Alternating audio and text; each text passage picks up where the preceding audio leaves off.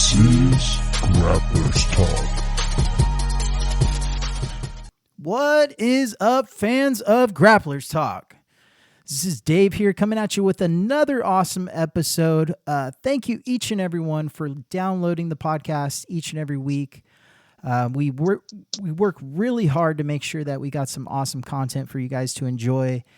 And we have an awesome podcast for you all to listen to. But I am very excited for this episode of the podcast. We have a longtime acquaintance, friend, training partner, whatever you want to call him. But he's been around the game for a very, very long time. I've actually gotten a lot of requests to have this gentleman on the show. And we finally wanted to make this thing happen for the fans. And I'm going to go ahead and introduce him. He's one of the newest black belts that I've seen, that I know. But other than that, man, welcome to the show, Roque Reyes, man. What is up, brother?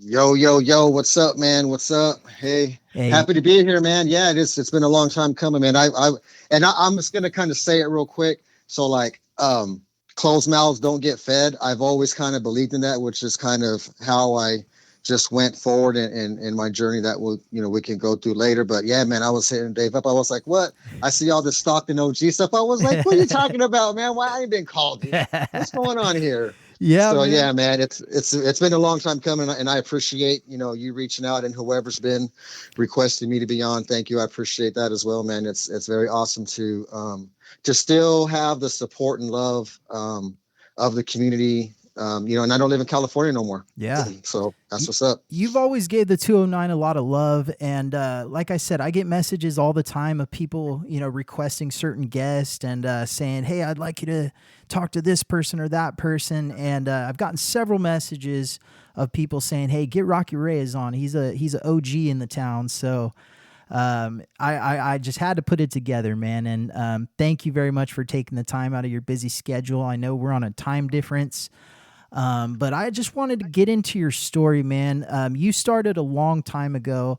Let's get started with how you got introduced into martial arts or jiu-jitsu in general. What made you go that direction? And where did you start at? So much like a lot of people my age, we saw UFC 1 or 2 or the first 5 UFCs, and like I was in high school. I don't know if maybe if I was a sophomore or something, maybe a junior, but like I wanted to be like Ken Shamrock. Like that dude was a killer, man. He was buff, and he can tear your legs apart, and like he was just he was in it. Yeah. For real. So like that was like my first interest. I don't know how I came across the UFC tapes, but that's what it was there.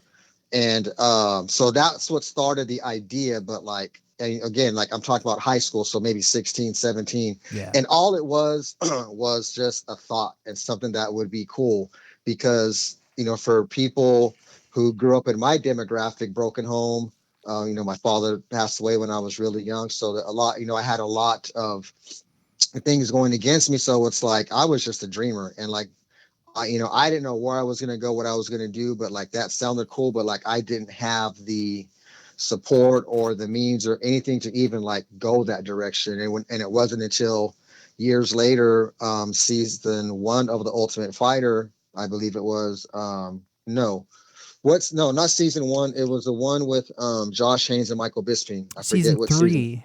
Okay, so Josh Haynes, and I've reached out to Josh Haynes and told him this story before in the past. I was hoping to meet up with that guy in Vegas just to have a beer with him and tell him thank you. But his story is what really got me off the couch, because here he was, he was married, he had kids with special needs. Right.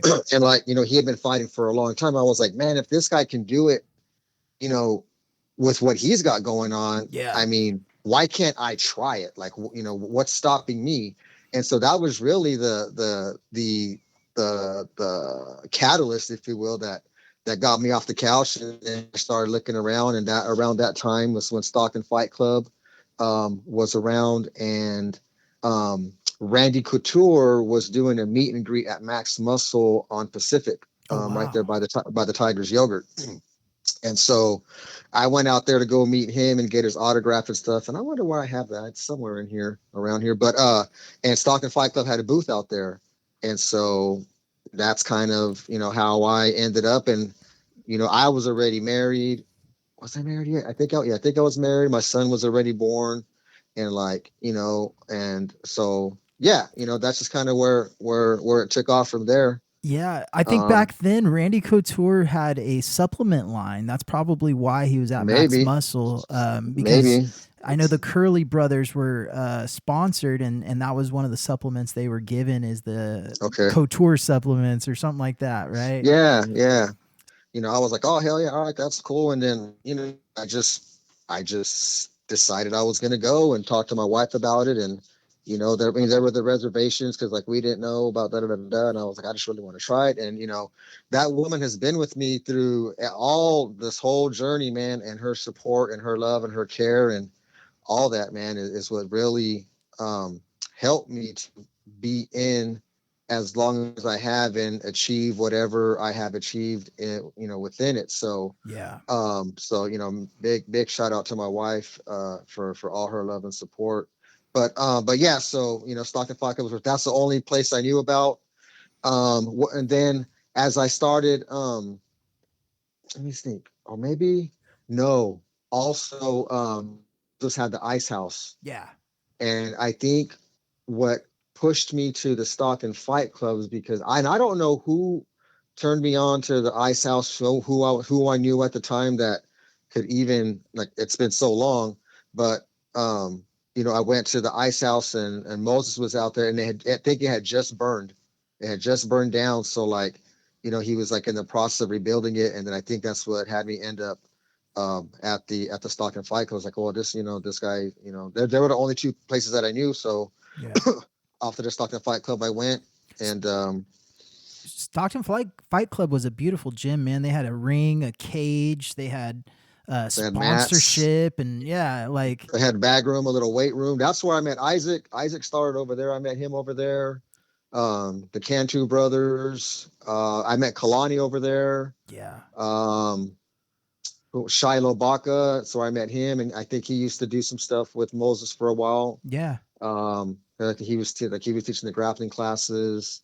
And then like Toby, that's where I met Toby. Boxer Toby from yeah. Stockton. Oh yeah, OG. Dang man, I was just talking to somebody about the other boxer dude with the curly hair, Mexican guy. He was a butcher at Food for Less. Okay, I'm not sure Oh, who he is.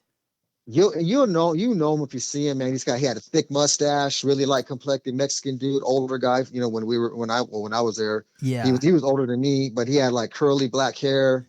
He used to box. He kind of was he the I was cut talking. man? No, no, no. And that's where I met Jesse. Jesse. Yeah, But this was another. I was just talking to Isaac about him a couple of weeks ago. Dang it! And we were like trying to figure out his name. I was like, oh yeah, the so and so, and I forgot his name. Anyway, so like all of like the dudes that you see around now, like the OG, OGs, like that's where I met a lot of them. yeah, Is over there.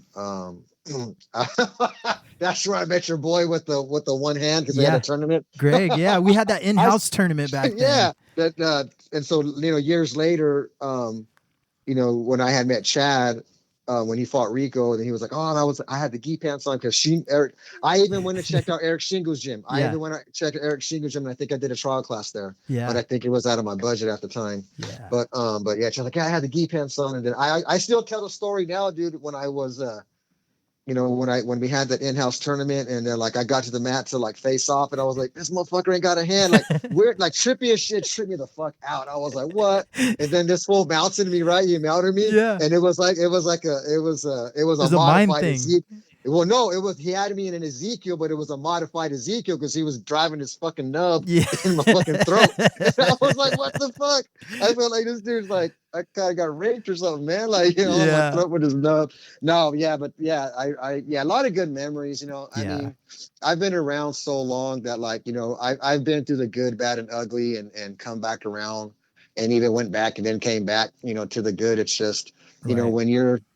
when you just live your life and you're trying to figure it out, and you get influenced by things or people, and these certain ways of life look appealing, and then you realize it's not for you, and you got to bring yourself back. So yeah, man, I've definitely been blessed to still be able to do what I'm doing. Yeah, man. Um, That tournament, believe it or not, that was in like 2006 or 7. So that was a long time ago, man. I used to have a VHS tape of it. Somebody recorded it on a camcorder in my family, and so we had all the videos of all the guys' matches. And man, I don't know where it went. So when we had our fight, it was recorded on a camcorder. Oh, wow. And I think Jacob Bruce, his dad had recorded it. Oh, wow. And I was going, and he let me use the cameras. I was like going to like try to, download it or whatever the hell, try to get it off the camera. And like, I never did. And I still think I have that camera. That'd be sick, man. Make it come alive. No, like I posted, like, I recorded. So when digital cameras came out, you can like record on a digital camera. So like I recorded it on the TV. I had it plugged into the TV. I recorded it with my digital camera. And then I got the memory card, put it in the computer, loaded it up on probably MySpace at that time, and then ended up on Facebook. So I think I still have the video somewhere in like my Facebook archives. I'll try to find it and see if I can get it over to you. But yeah, man, awesome. I got a lot of old pictures. And I remember that night, dude, because like, after we fought, like you gave me props, like, and that was cool. You gave me like respect. You're like, man, I always wanted to fight you. You're a good fighter. I thought that was cool because if you ever like watch me, like I was never about like talking hella shit and fuck them, but Mm-hmm. I just always tried to be like respectful with it. And like, I mean, I wasn't going to be, I was like, well, I'm going to do this, I'm going to do that. But I would never like be condescending or respectful to somebody just because I was going to fight them. Yeah. And you had mentioned something about that I had always shown mad love for 209. Like my whole context was that I wanted to be a great representative of Stockton because it got such a bad rap. Yeah. The bankruptcy stuff, the housing market, all the, shit that was on the news and whatever. The and violence. Like, all that stuff, man. And this was like before it, it is what it is now. Yeah. We're talking, like I said, so 18 years. So I was 28. Man. I'm 46 now. I was 28. So I started late. Yeah. I was 28. You know what I'm saying? And so, yeah, man, I just wanted to represent, like, be something good out of Stockton, something good for people to talk about. It's funny because after we fought, like, we never had any beef going into the fight or anything like that. We never had any beef going out. Like, we've always been pretty fun. We joke around with each other quite a bit. Oh, yeah. Yeah. It's just, I mean, you see everybody at Walmart, dude. I think I saw you at Walmart one day. You had your lady. Then I saw you again. You were engaged, and I saw you again. You guys were married. Yeah. You know what I mean? So it's like, and then I used to listen, my son and I both, we would listen to The Sin and the Saint, with you and Chad. And like, yeah, like my whole thing is like, I don't have to be mad at somebody to punch him in the face in that regulated environment, because like, that's just what we do. Right. You know what I'm saying? Like, we're going to, I don't have to be mad and get super emotional. I'm going to do my best to try to like break and within the rule set, and it's going to work. I'm going to break you off. You're going to break me off. And like, I can't be mad at it unless they do something like super shady. Yeah. Something dirty or something like that. Yeah. But other than that, it's like, dude, what am I going to be all pissed off for? Like, I signed up for this. Yeah. I signed up to potentially get my shit pushed in. You know what I mean? Yeah. I tell people all the time, man, you're a hell of a promoter too, because we had that Amblers Club packed the fuck out, man. Dude, man. Yeah. Standing room only. I was thinking, to kind of give some background to like the self-promotion thing. It's like, I can try to get one of my buddies to do it. And if things were to take off, at some point, he's going to want some money, which is, fair and fine. And it's like, but why do I gotta have somebody talk to somebody about me and how I am when I can just talk to them myself? Because I was already, like, I was kind of growing into like myself and figuring out what my strong suits are. Like, I'm a people person. Yeah. I can talk to people, I can promote. And I started even kind of like, handling the business side, if you will, with the guys when I went back to the new SenCal years later on Porter. Yeah. I was talking to promoters, I was setting up the interviews and whatever. But yeah, I figured like I could do this on my own. Like, I kind of thrive in like a little bit of that chaotic environment where like I'm hella busy. Right. So yeah, it's like, why have somebody else do it? I'll do it. And that's just kind of how that started. And then I got all the sponsors that I've ever gotten. I might know somebody who knows somebody, but I got to go talk to them. Yeah. I used to work at Stockton Arena, and in the ticket booth on will call, like, a few weekends a month and stuff. And like, we'd have business owners like, hey, you guys ever think about sponsoring an MMA fighter? Oh, what do you mean? Then I just started having a conversation. That's how it goes, man. That's how I got Zap Zone and Billy at Tom's Market. Billy's always been about everybody. Billy Koga is the man, dude. He's super cool, man, for sure. Yeah. Whenever I go back to Stockton, and we'll get into that a little bit later because I heard your fucking episode on today. Yeah. But yeah, dude, when I go back to Stockton, I'm gonna go get a hot link from Tom's Market. It's funny, man. So back in the day when I first started at Shingu, that's where it was. It was at Tom's Market. It was like underneath in the middle of the ghetto. And Billy Koga trained with Eric, and they I guess they were like best man in each other's wedding or whatever. Okay. And a really close relationship. And Billy's still around. I think I saw him at Andre DeFrias's a few years back, and he's a great guy and great person to know. I used to run into him when my son played soccer for Langston Hughes. Billy's son was in one of the other Aspire schools, and so like they played against each other. And Billy, what's up? Hey, what's going on? Blah, blah, blah. I think I still got his number. I'll shoot him a text every now and then. He might not text you back, or maybe it's not the same number, but nobody says this is not Billy. Yeah. They never say, hey, what's up? But I've been like, hey, Billy, thanks, man, for everything. Super cool. And yeah, he's a legend in this town, Billy Koga. For sure. But so I remember not shortly after that jiu-jitsu tournament, I caught another glimpse of you, and you were fighting in Neil's underground cage fights. And you fell out of the ring that night. If the people were there, they would understand. This was a great fight. It was in like the peak of it, and you guys went flying out of that fucking cage, man. You guys both hit the ground. And what was so amazing about that, Rock, is you guys kept fighting on the asphalt. Like, you guys weren't trying to stop. You guys were still throwing punches. So I still talk to Mike. Matter of fact, I was just talking to him. I had a really good conversation with him the other day as I ran into him because, fast forward a little bit, I fought for West Coast fights and stuff like that. And he was there. So we ran into him there, exchanged numbers and then social media, whatever. But yeah. And we talk about that. And I remember that like, distinctively, man, like he rushed in and we hit the door and it busted open and we rolled down the stairs. Yeah. Because it was like 3 or 4 feet high. We rolled down the stairs.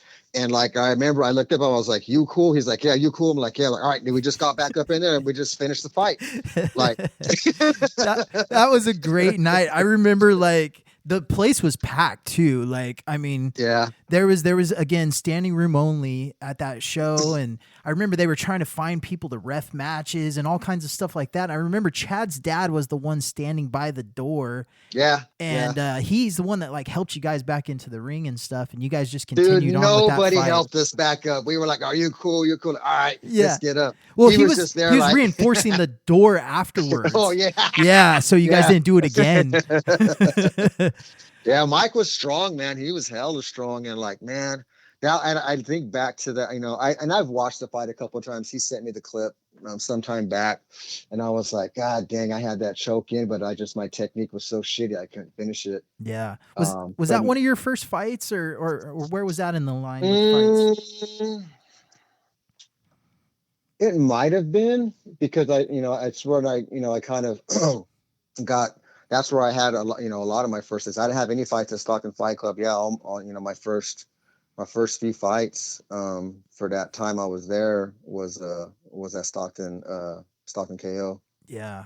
And shout out to Neil too for like throwing those types of events. I know there was a lot of controversy around them and certain things like that, but it gave us a place that we could have an outlet, right? If we weren't fighting pro or even if we were, right? Neil would let you get in there and throw some blows and let you test out your skills. And man, I remember Isaac doing one of those back in 06, 07. That's where I met Dominique Robinson. Yeah, Fallen Isaac Angel. had fought Dominic. Yep, Fallen Angel. And then like we're still on social media. We still say what's up. Like if we saw each other like Facebook, oh what's up? Like it's not one of those like distant, like kind of Facebook friends. And that's there's nothing wrong with that. That's all good too. But like. That's where I met him, and then that's where I met Chad. I met Rico there. Rest in peace, Rico. Yeah. and Isaac at Stockton Fight Club. The Cantu brothers went over there. Right. You know, a lot of people from the Stockton Fight Club ended up over there, and then eventually, you know, we all went our separate ways for whatever, you know, for reasons that everyone left. But yeah, man, it was definitely an experience for sure. Do you remember Moses and Rico fighting in the dark that night? That was amazing, man. Yep. A good fight too. Like that was another thing. They never like stopped fighting. Dude. No, it was, you know, Chad and Rico was a really good fight. Yeah, I mean, that's where I met, you know, Jen Tate, and like, we're still friends to this day. Her uncle or her grandpa or somebody boxed on the show. There was a lot of a lot of the 209, you know, OGs kind of, you know, made their way through there.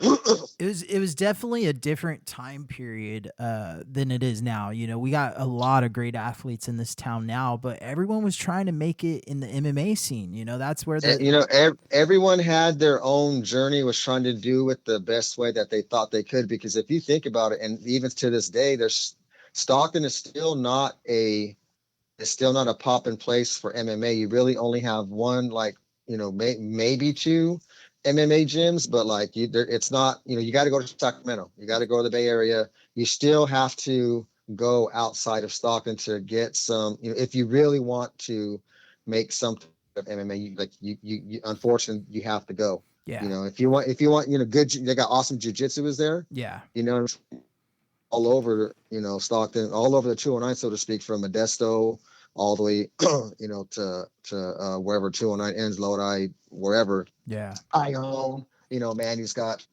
schools popping up. Tracy, you know, there's a ton of academies. Yeah. So, but yeah, MMA is still really hard if you're coming out of even in Modesto's hard, you know, get what you need to really be successful. But like, you know, what a lot of people even back then failed to realize is that, you know, you got to have your shit together. Oh yeah. You know, you can't have baby and mama drama. You be homeless. You can't, you know, not have a job, because like everyone who's there is like paying their, you know, they got to pay the rent, you know, and you know, unless they're set up to where you can do some barter, you know, and I went that route for a little bit with some places. But you know, you can't just to, you know, the middle of my fight career, if you want to call that, or like from when I started, like traditional amateur, like when it got sanctioned and stuff, when I started doing like, when I started doing like sanctioned fights through Camo up until like I went pro, because I think I was amateur for maybe 3 years, maybe 4, and I didn't pro, but yeah, I just watched the game change. You had back, you know, you still have people training in, you know, backyard training and stuff, but they would get fights. But then the amateurs started training, like, you know, started training with the pros like a pro. So like I watched that whole shift, and then all these different teams and everything, they got really structured. You know, Uriah Faber's always been, you know, very structured, but like the amateur program that he had set up and what his fighters were doing, and just, you know, everyone just started increasing and getting really serious about the amateurs, because it's just an amateur fight, blah blah blah, it's this and that, but like you still got to be in shape and be ready, man. Like you don't want to be that dude. I'd rather be the dude that is ready and is in shape and get my ass beat than the dude who isn't in shape and gets his ass beat. Right. You know what I'm saying? Right. So yeah, man. So back during that time, I think you went pro, or you went the amateur circuit right after our fight, right? Or somewhere along those lines. Shortly after. Yeah, shortly after. Well, it was, you know, because it was, Stockton KO was before that. So yeah, shortly after our fight, you know, I started like, you know, doing this. Oh man, I remember. I got a chat story. So so leading up to our fight, before it even got booked, I remember I had heard about Chad was going to throw a show. And I called him, and I pretended like I did some kind of stupid, like, hey, what's up, man? Yo, hey man, I heard you throw the fight, man. Yo, like, what's up? And dude, he got straight professional. Oh yeah, you know, we got a show going on. And I was like, bro, it's Rocky. I want to fight. Oh man, all right, well, yeah, we'll get you on the card. But yeah, I totally like pretended to be some just like bummy chump dude, like talking all like jive turkey stuff, and he just ate it up. He was like, oh yeah, and you know, this and that, and we'll get and I was like, sucker, it's Rocky, man. Oh man, That shit Chad was threw some funny. great shows back then. So we're talking. Our fight was in 2011.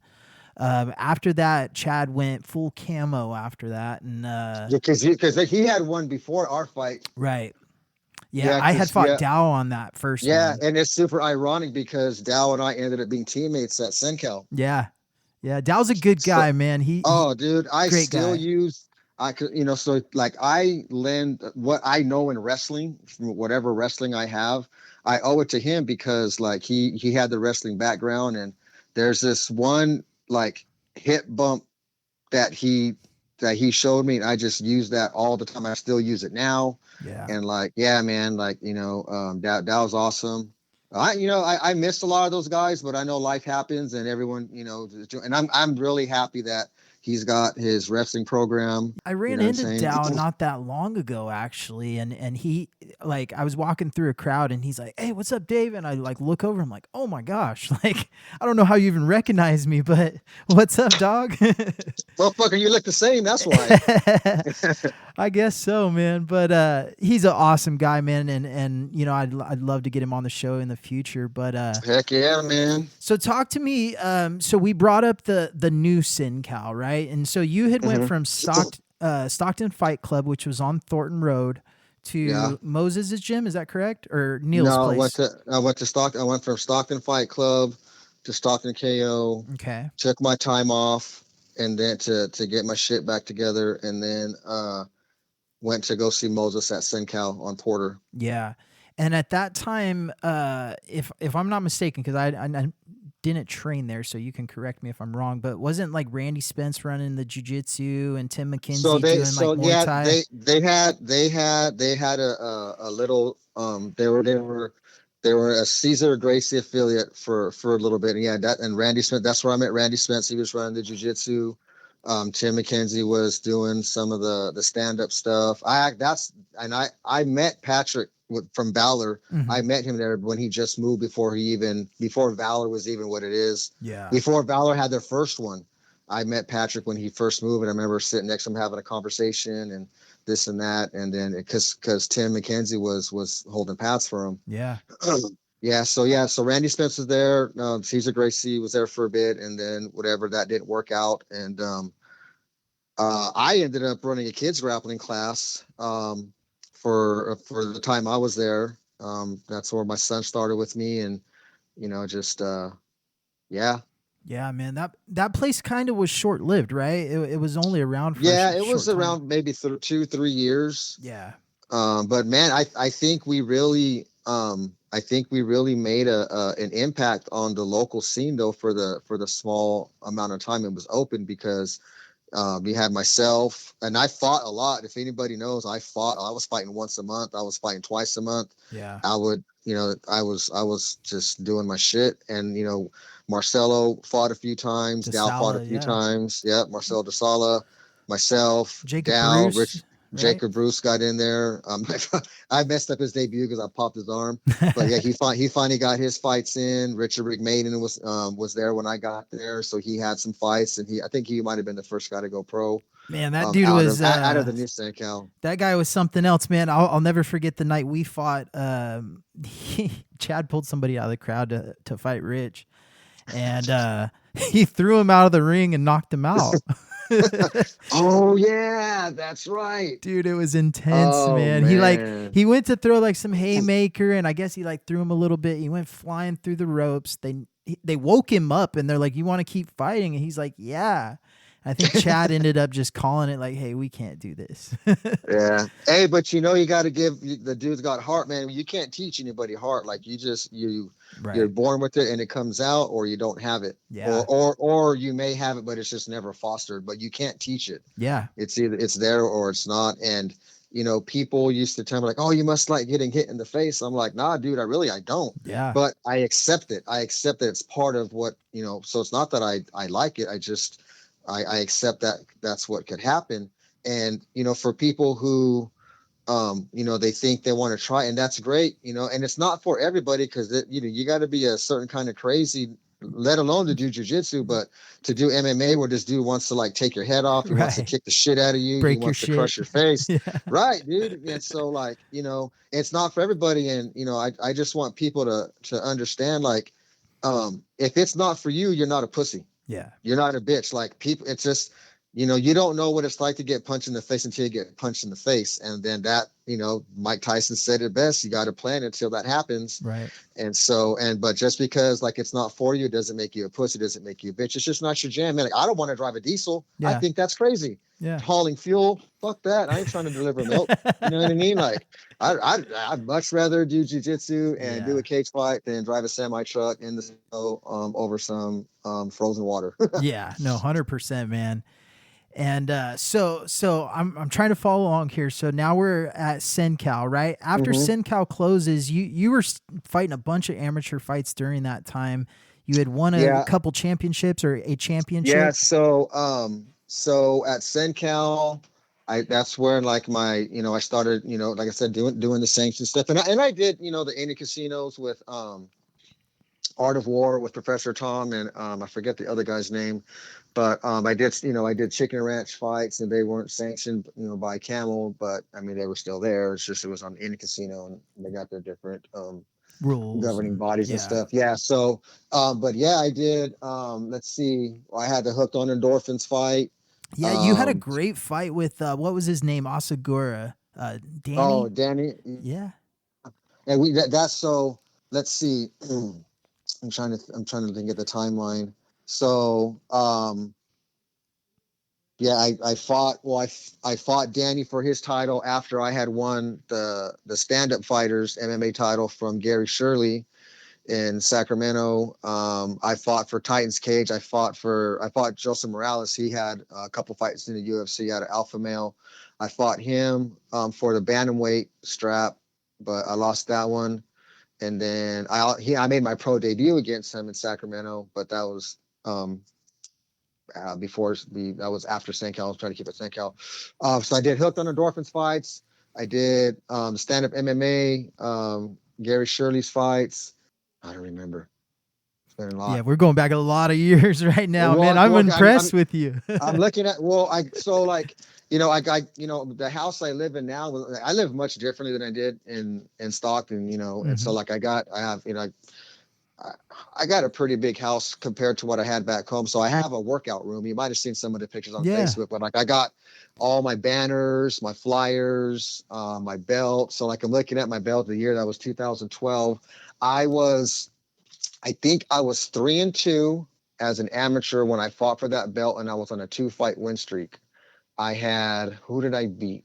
Why am I losing names, man? I just talked to I'm friends with these guys and I'm over here having brain farts. Let me look for a damn flyer so his name can pop up in my head.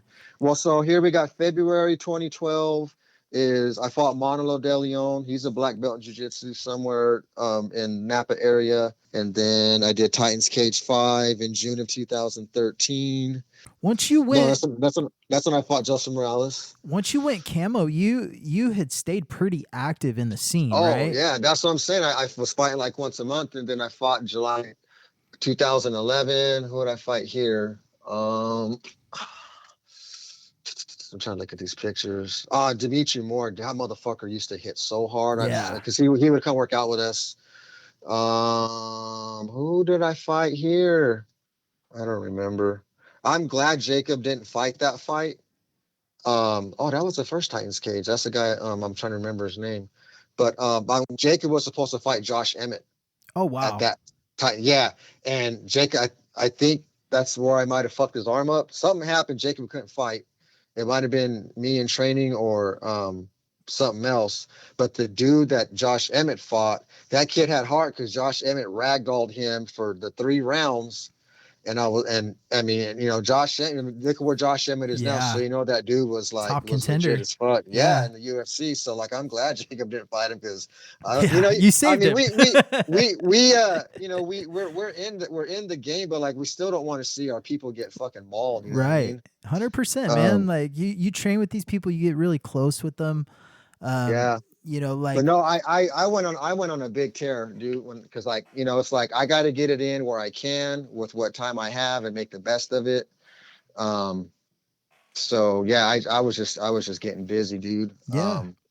And Just and so like, okay, were you doing like full on camps for these fights, or how was your training regimen going into these camps or going well, into these fights? so to give a little backstory before I get there, I was married. I had 2 kids. I had a regular job. I coached my son's soccer team. I went to dance recitals. I made sure I still dated my wife. I still had to do all this like adult stuff Yep. because when the deal I made with myself and my wife giving me her blessing to do it was like I'm not going to neglect my responsibilities at home. Yeah. And so that's kind of that was my context going to everything. But man, she supports. She was at a lot of the fights, whatever. But what was your question again? I was just asking, like, what were your training Oh, the camps? training camps. Yeah. So they were a little. I think for early on with these camps, I was like kind of doing them my own, just trying to create like what I thought, like what I thought a camp should entail. And then the guys, sometimes we'd get together at like 10 o'clock, 11 o'clock at night. Moses had given us keys at the gym. We'd show up and we'd be sparring from like 11 to 1. Yeah. We had it would Dow, Rich, Marcelo, me, Josh Scott was there for a while. He's with the Diaz brothers now. um Chris, Burton, um Ian and Ian Thor. McCorkin, yeah, Yeah. Ian Thor, what he calls himself look at all those guys. We would meet Yeah. up, dude, and we would just not so much Ian and Brandon because they were still kids, but I remember like distinctively like during the daytime, the day classes, I would spar with Brandon, like those guys would help me get ready. But I would kind of make them up and then just take the classes that Moses had, what it was the adult grappling and then the Muay Thai that he was running, and then Jacob had, Jacob was getting into his strength and conditioning stuff. So he would run that. So then I would go into that. So, I'd get off work, I'd go home, we'd have dinner real quick. And then, let's see, my son would go with me to the gym and I would teach the kids grappling class. And then by the time that was over, um, dance was over. My wife would take our daughter to dance, and it was like right across the street on Pacific. And so then she would drop my daughter off with me. She would go to the gym. The kids would do their homework while I'm doing, my first training session of the day. Mm-hmm. And then when my wife is at the gym, she'll come pick up the kids, and I'll finish like 1 or 2 more classes after that. Yeah. And so it was just, we were just running it like that, man. Like I said, the support, dude. And we Yeah. just, we made it work. We communicated with a lot of planning, a lot of, logistics went into this whole thing. Yeah.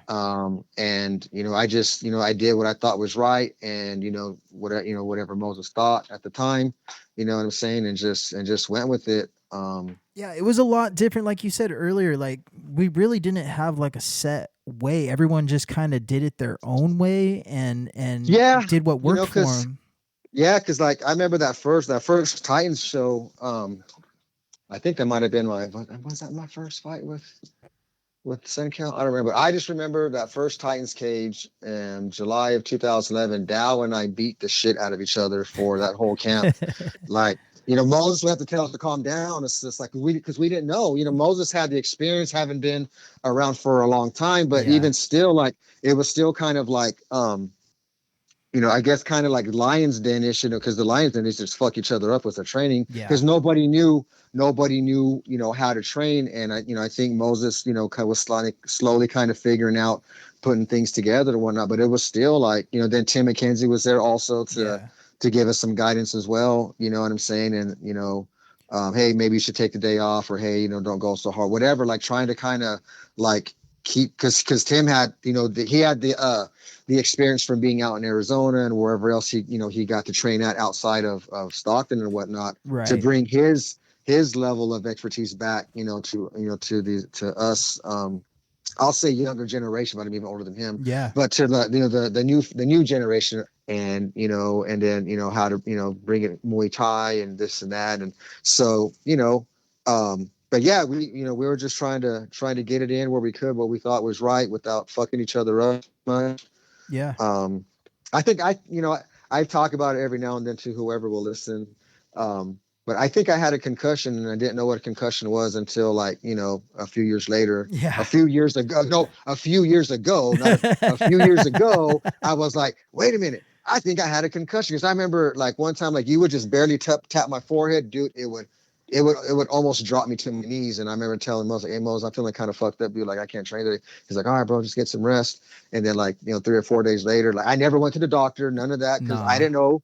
I was just like, my head hurts, Yeah. but luckily it wasn't anything, super crazy, but yeah, man, it was a little meatheadish in a way. And we tried not to hurt each other, but, and Chad would come through every now and then and get it in. And, Yep. he would try to give his pointers, like everybody that went in that I had known from years before, like, it was still love. There were some other fools that would go in from, back in the day at that time, back in the day, they were too far gone. And like cause that for as like local and like not mainstream, I guess we can say that SenCal was like, we still did have a structure. We still did have something there.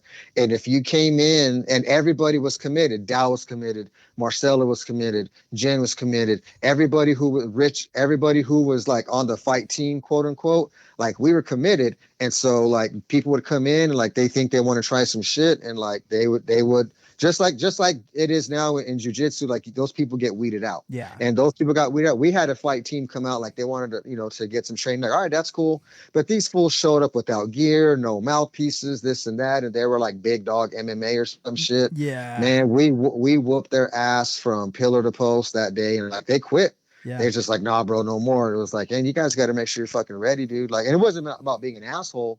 It was just like, dude, if you guys really want to do this, because like we were like giving it our best that we could, and we might not, I mean, I have a losing record. You can go back and watch my fights. I lost more than I won, but like we were committed. We did everything we could, right? We dieted the best we could. Like we did everything Cutting weight that we thought was right. stuff. Cutting the weight. We had, I had worked out a deal. Well, some of the guys already had memberships at InShape.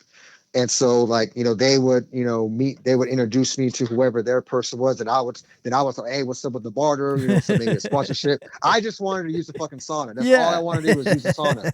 And like I had the sauna. I have a sauna. I have a sauna in my house now. That's a badass. Portable sauna. But you guys had mentioned in an episode that you guys were talking about me. And by the way, thank you. That was a lot of cool respect you gave me. And I think it was your episode 26. Somebody hit me up today. They're like, hey man, they were talking about you and now you're on. That's cool. And I was like, oh, what episode? So like I went this morning, I was like, look at transcripts, just trying to see where my name popped up at, and I found it. That's so badass. That was super dope.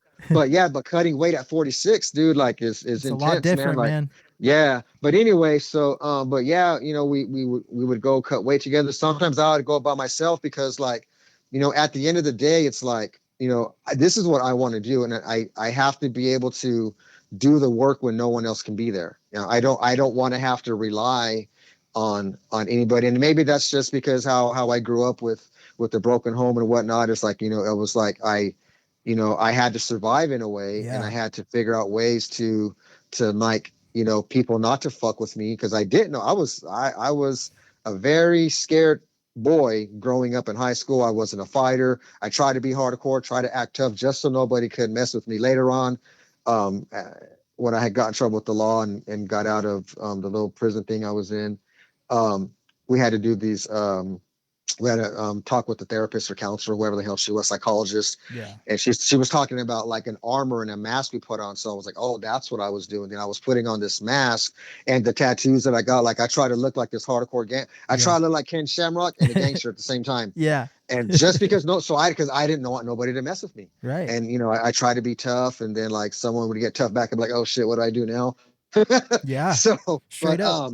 But all that, like, I would go cut weight by myself, like whatever, like nobody can go. Like I didn't want to have to rely on anybody. I didn't want to have to depend on anybody. Obviously you need a team, this and that, but like for certain things that I can still do that, I would just go by myself. You know what I mean? And just do the work and, figure it out. I'd be outside of I used to have some friends live around the corner, like she was telling me like, this was a few years ago, like, oh, me and so and so used to go down to the corner and watch you, because like I drove around town. I found a big ass tire, because like doing the big tires was a thing, and the Yeah. sledgehammer. Like I found a big tire, and I was flipping the tire outside of my house, doing the sledgehammer drills, doing sprints up and down the block. Had my sauna suit on, and like I was just going after it, man. And they would like go watch, like, oh shit, look at Rocky's getting ready for a fight. And then we had the kids, the little thugs down the street.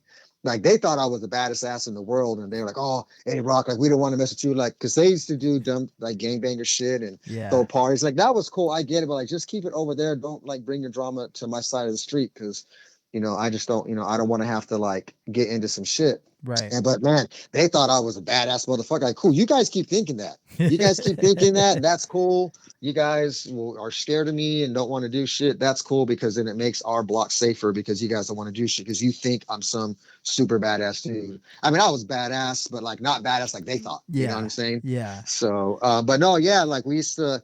We were committed. We were in it. We were in it to win it for however long we could do it for. Yeah. And it's cool to see how everyone's journey has taken off. I mean, look at what Ian's doing down in Southern California. He's a coach for a respected MMA gym out there. Yeah. You know what I'm saying? And Chris Burton still, he's had a lot of good fights. He's had some success. He's still trying to figure out, get it, in the mix. You Tough mentioned kid. you mentioned Danny Oseguera earlier. Like him and I, like, so after Senkal was over, I ended up I bounced around through the like Napa area every now and then, because I had created a big network. Like my network is huge in Northern California, and so I was going like to the Napa area for a little bit every now and then, until I landed at Cortez Martial Arts. And so Out in Manteca, Danny's right?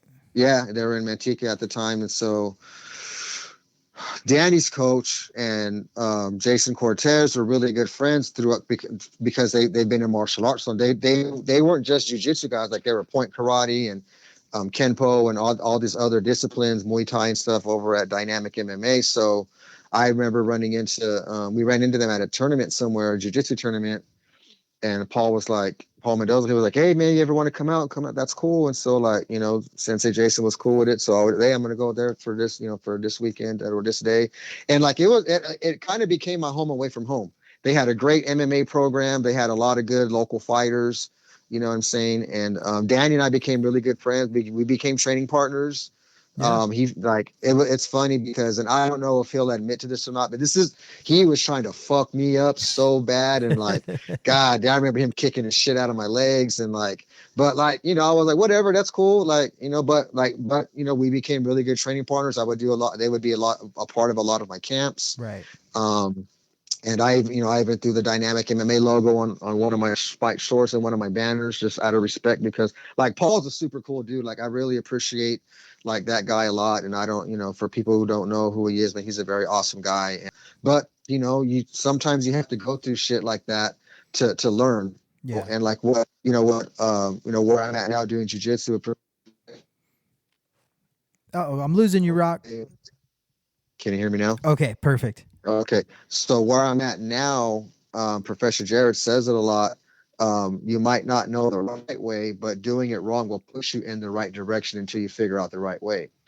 And so That's powerful. It sucked to go through the shit I went through, but I mean, it's just sometimes journey, that's just what has to happen. Yeah, for sure. It's for part sure. of the journey, man. I'm a big Kobe Bryant fan, and he talked in his retirement speech where they retired his numbers and everything. He's like, it's not about the championships at the end. It's about the whole entire journey from start to finish, man. And it'll teach you things about yourself, and really, that's when the best comes out. It's not about the success. It's about failure too. So for sure. Yeah. I mean, and your mind has to be, you have to be in a place in your mind to allow that. Like, I always think about that with my wife and my kids. It's like, so many of my friends in my generation, like they're the deadbeat dad. Very few are the deadbeat mom, but most of them, a lot of them are the deadbeat dad. Mm-hmm. And, it's very common amongst, history that the dad bounces out. Yeah. You know what I'm saying? It's like, but if they, when I allowed what I allowed the maturity to happen, like, was like the best thing for me. Mm-hmm. Owning my position as a father, owning my position as a husband. Didn't always make the best decisions, not saying I'm perfect or this and that, but like just taking ownership and allowing it to change, and then like continuing with martial arts and embracing some of that code and some of my spiritual beliefs, and like just trying to make, kind of like Bruce Lee, like take what works and throw the rest out. Like Yeah. it's, even, outside of martial arts and the skill aspect, but like the personal, what's inside, like, doing that. And, so I think so many men have robbed themselves of like being a very powerful person, because, the confidence that I have in myself, the ability that, I can bounce back, and, being able to think more clearly about stuff, and, just just learning what I've learned over time is because of being intentional about what I'm doing. I was very intentional with my MMA stuff. I was very intentional about my personal development stuff. Like you talked about Kobe Bryant, I started listening to like the Mamba mentality stuff Yeah. probably about maybe 2 years before I moved. Yeah. I was going through some hard stuff, rebuilding my career, trying to figure stuff out. And like I just started listening to that, and then I got involved with some other one-on-one coaching for some financial stuff, and just really got into personal development, especially when I moved. Like I was, Jim Rohn, Eric Thomas, Yeah. Goggins, Oh everybody. yeah. I was listening to everybody, because what am I going to lose by listening to all these motivational speeches? Am I a bitch because I need it? I might have felt that way at first, but at the end of the day, I'm responsible for my own knowledge. So it's like, well, Yeah. who cares what anyone else thinks? I'm trying to be better for myself and be better for the people around me, because I'm a leader, especially coming in as a two-stripe brown belt. I'm a leader amongst the team Yeah. right off the bat. Yeah. Um, People are but looking up to you in the gym, yeah, so I just you got to be intentional about stuff, man. You, And you're right, and not enough men, especially, talk about that kind of stuff, dude. They, everyone's tough, and yeah, because we're kind of built to like, and we have egos, and I yeah, get it, but like, and I've been through relationship seminars, like, internal relationship with yourself, and I had to learn how to be a man on my own, or other people kind of filling in the hole somewhere, because I didn't have my dad. yeah, And a lot of people may say things like, oh, I would give this or that to have this or that with my dad, whoever. But it's like, I don't know how my life would be like if my dad's still alive. right, You know what I mean? Like, cause from what I understand, like things weren't going very well. I could be I could be fucking yeah, worse than in a worse I place, could be yeah, worse than I am now. yeah, Like I don't have it all together. Like I go through my struggles, I go through my stuff, and yeah, like, we're human. We do. I just like try to handle it in a productive manner, and reach out to the people that I trust with those types of situations. right. But I could be in a way off worse place than, if my dad had not done what he did. So, Yeah, that's very true, man. And like, man, I have even more respect for you hearing you talk like this, dude, because it's self-reflection, and understanding like, hey, I'm not perfect as a man or as an athlete or anything, but you know what? I can look at things and I can understand that I need a little bit of work and I need a little bit of development. And yeah. man, I got mad respect for that, dude. Thank you, man. Thank you. I appreciate that. Yeah, you had said something earlier, like, a lot of men won't look at it, or, this and that. And like, you got you, man. Like, you know, if you want to be more than what you are, like, you got to do things different. All the stuff we heard growing up that sounded corny, like, it's true. You know what I'm Very saying? true. Like, because we've heard some of the stuff that's really, out there, in the world now, as far as like, well, I think COVID really put the mental health thing out there, but mental health even still sounds corny when I say it. Like, Right. I was like, man, it sound kind of gay, Yeah. but it's and for those that are gonna get butt hurt, I use it in a term from the old school. So Yeah. stop it. We're Don't even old school fucking with go there. that. Yeah, but no, but you feel kind of like a bitch about it, right? But it's Yeah. like, well, but no, mental health is serious, and so like the personal development stuff, self-reflection, that's all a form of mental health. Yeah. Talking to your dad about advice, getting advice, or someone you trust, like, hey, like I'm in a situation, like I don't know what to do. Like that's a form of mental health. And Absolutely. like, we have to ask for help, dude. And Mm-hmm. like, if we don't ask for help, it's a lonely world. The world's already crazy enough as it is, and we're not meant here to be alone. Why is there so many of us? Yeah. You know what I'm saying? Like, so, Billions you of know, people. Millions of people, man. And, real quick, I just want to give a shout out to Kalani because I know he had a big growth spurt with what he's been public about, Sobriety, yeah. his recovery, his Yeah. sobriety, you know what I'm saying? Like he's a hardcore dude. Like I remember Yeah. meeting him, like Kalani ain't a fucking joke, dude. Like he No. ain't no bitch, he ain't none of that.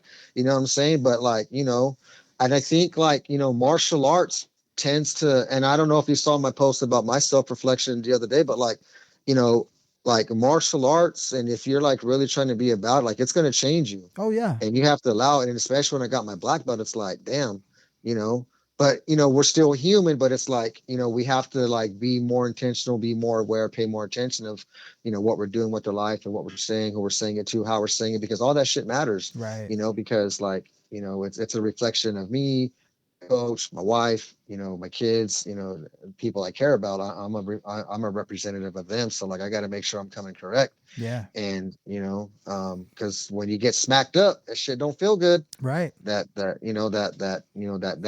feeling you feel inside of your gut where like you feel like a piece of shit, like that is not a fun place to be No. by any means necessary. And like I don't wish that on my worst enemy, because it's a real shitty place to be, man, for Yeah. real. And I've been there. I've been depressed. I've been regretful about shit, but it's like fuck, man, all I can do is learn from it, and I got to keep going forward because I got a wife and kids that need me, and I probably need them more than they need me. So I got to keep going, and I got to get my shit together. Yeah. And so let's fast forward a little bit through your career, because this kind of all ties into what we were just talking about. But you had gotten established in the jiu-jitsu community. You kind of you fought for Bellator. You were coming to an end of your whole MMA stuff, and you started really pursuing competitive jiu-jitsu and falling in love with the gi and getting your belts and things like that. And then there was a time where you moved to another state where you don't know as many people, where you don't have a gym full of people that all know your name. And I believe, if you're okay talking about this, you were up there a little bit by yourself. So, Yeah. it's easy to sulk in those kind of moments and be like, oh man, and kind of lose your drive and lose your focus, man. So talk to me about the struggle of that and leaving Northern California that you call home and that you love, and going to a place where you don't have as much love. Yeah. So let's see. So my wife calls Brainerd home, and it's just we're so blessed to end up living in the town that she grew up in, and I work in this town, and like things are going good. But so she wanted to come back home. At first, I didn't want to do it. I was like, no, we're established, whatever. And then most of it was just fear. Yeah. Fear of change. Because I was gonna live and die in Stockton, and whatever. I was cool with that. Again, Yeah. part of it because of my upbringing. Like we really didn't. We had dreams, but like they were dreams, and we're doing something else. Yeah. We're not going towards those things. And but yeah, so the job I had for a while, they ended up closing the plant. It was in 2021, Mm-hmm. around, I don't know, spring, I would say. And then between like the next 4 or 5 months, I had like 7 jobs. Like I was just struggling to rebuild my career. COVID started peaking. I Yeah. was getting fucking paranoid. Like is the work going to be there? What's going to happen? Are we going to be like, I was legit like getting stressed the fuck out in this job that I had.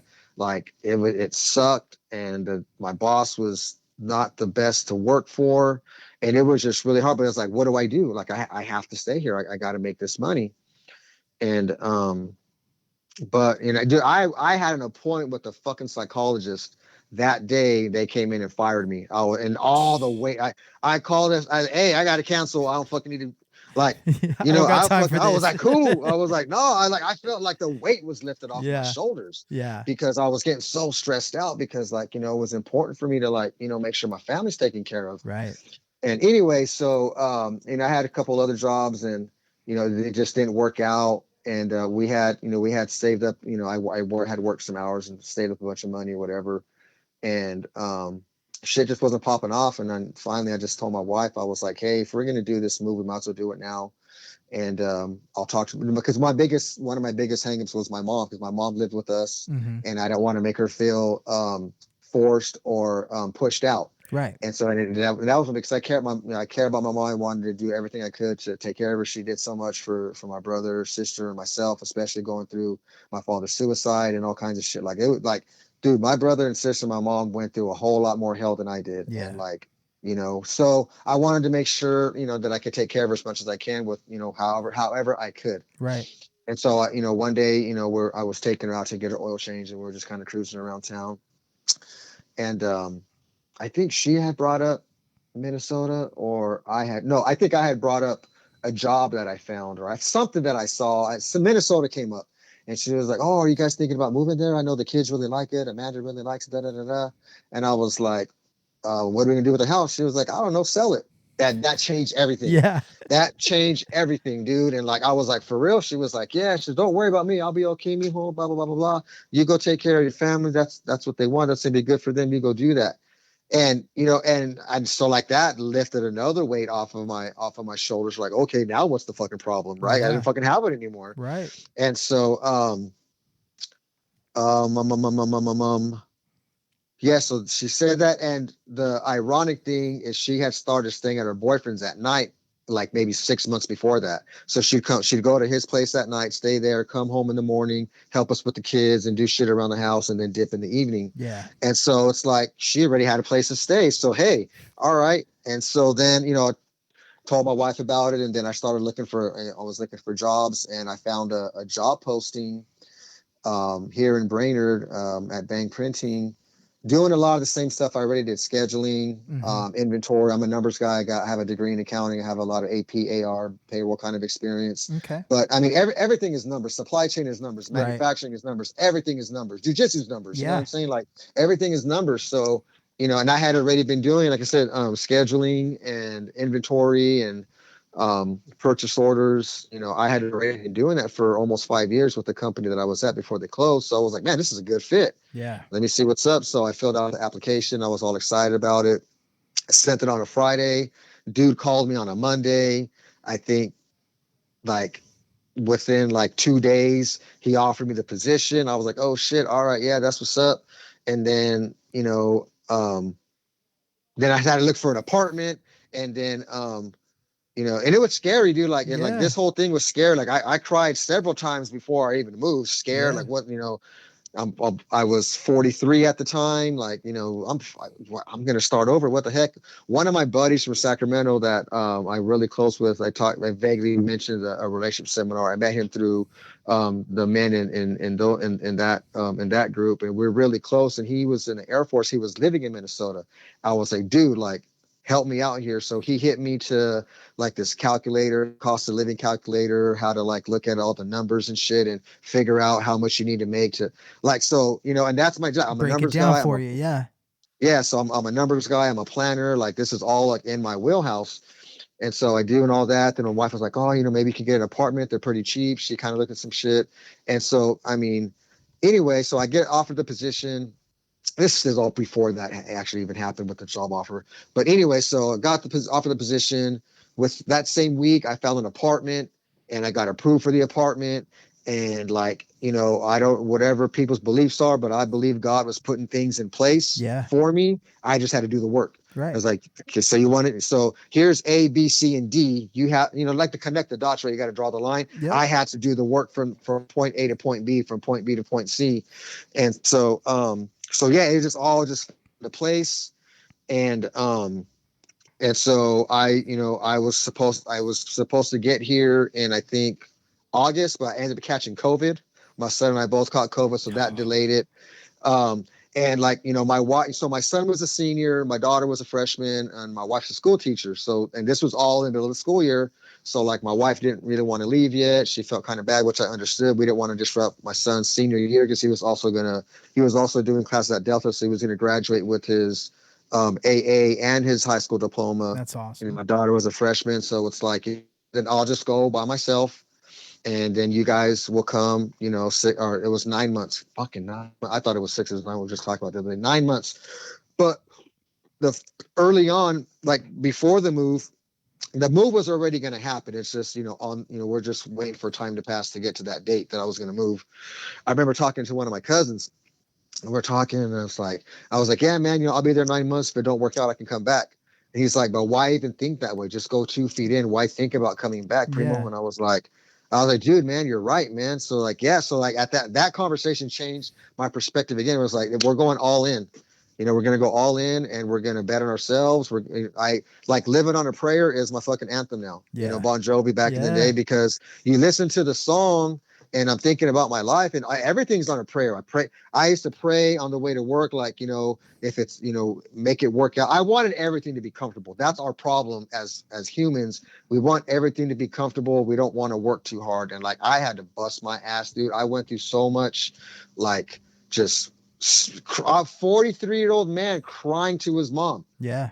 43-year-old man crying because I'm scared about this leap I'm about to take. But, it was like we did it. And, that night before, like, I packed all my shit in my truck. And like, it was a strange night because it was going to be my last night, with my family. My son didn't go to school. My wife had to go to work. My daughter went to school. My son stayed back. And like, we kind of cried for a little bit. Yeah. I'm gonna try not to choke up right now as I think about it. Right. Because that's my guy, Yeah. And that's hard. So man. yeah, so dude, and we prolonged it, dude. I was like, Pop, we can't prolong it any longer, dude. I know it sucks. You're gonna have to. You're the man of the house now. Just do your best, and like, everything's gonna be okay. And so I hit the road, dude, in September of 2021, and you had mentioned, I had done all of this jiu-jitsu stuff after I was done with MMA. And so like I stopped at jiu-jitsu gyms on the way to fucking Minnesota. So that's a good way to keep a good attitude, right? So I had my gear with me because I already knew about Black Arrow, because like my wife used to come here by herself every year on vacation. Then we started making them family trips, and before COVID, so 2020 was or was it 2019? 2020, we came up together, and I tried out both gyms. I went to Black Arrow and I went to Start BJJ, where Brock Larson has his stuff at. Okay. And but I just connected with the dudes at Black Arrow. So for the following year, like, we would still kind of keep in touch, like just basically through liking posts and making comments, not really like, hey, how's it going? How you doing? There was nothing like that, but there was just some form of like communication there. Yeah. And so anyway, I knew I was going to do jiu-jitsu. I knew jiu-jitsu was here. I didn't quite know at the time I was going to be at Black Arrow, but I knew that I was still going to train because I knew jiu-jitsu was here. So, I hit the road, and I go to Aries, Roseville, because I had done Submission Pro Tour a few times. Matter of fact, my son and I made history at Submission Pro Tour, being the first father-son to compete on the same show. That's awesome, man. Yeah, dude, like that shit was dope. That's a proud moment right there. Hell yeah. I tried with Fight to Win, but it just never lined up. But yeah, so I went, stopped off and saw Julio and some of the guys I knew over there, and got rolled for an hour, and then dipped out. And then I had a buddy when I was with Cortez Martial Arts, they were part of Charles Gracie. So I had a buddy in Fernley, Nevada, outside of Reno.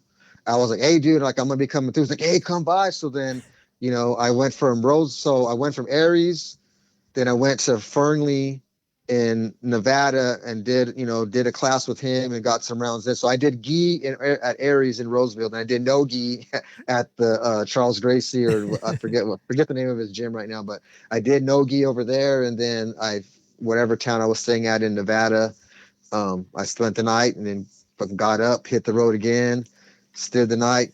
I was just taking pictures every time I crossed the state.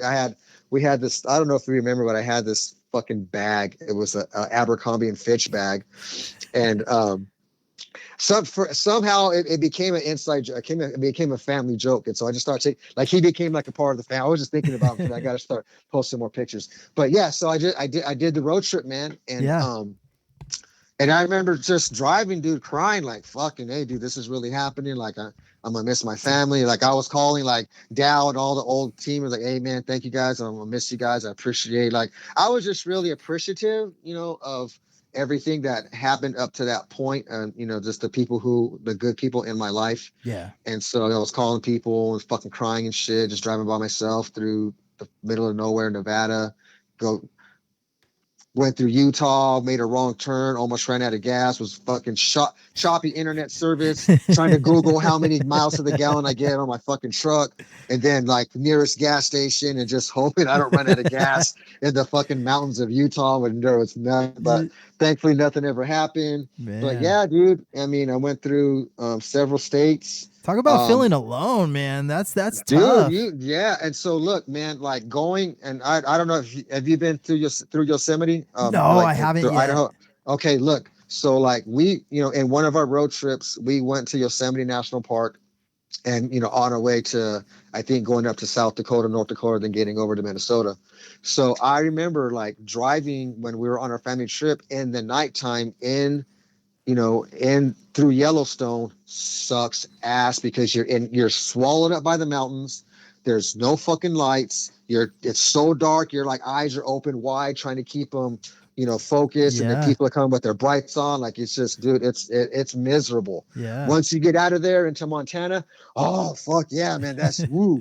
And so I was trying to time my shit so I didn't drive through there at night. And motherfucker, I ended up driving through there at night. I'm like, fuck. And dude, it sucked ass because I'm tired.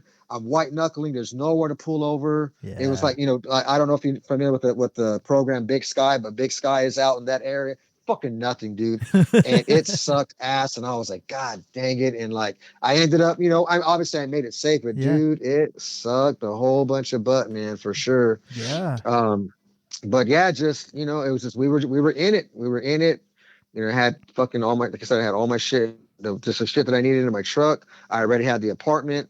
Like these were my first three stops when I got to Brainerd, Minnesota. Aside from taking the picture by the sign, I went to Walmart to get flowers, and then I went to the realty management company that was right across the street because those ladies really helped me out in getting this place Yeah. that I got. So, I got him a card and flowers to tell him thank you. I got the keys to my apartment. I went to fucking Black Arrow and said, "Hey, what's up, guys? How you guys doing?"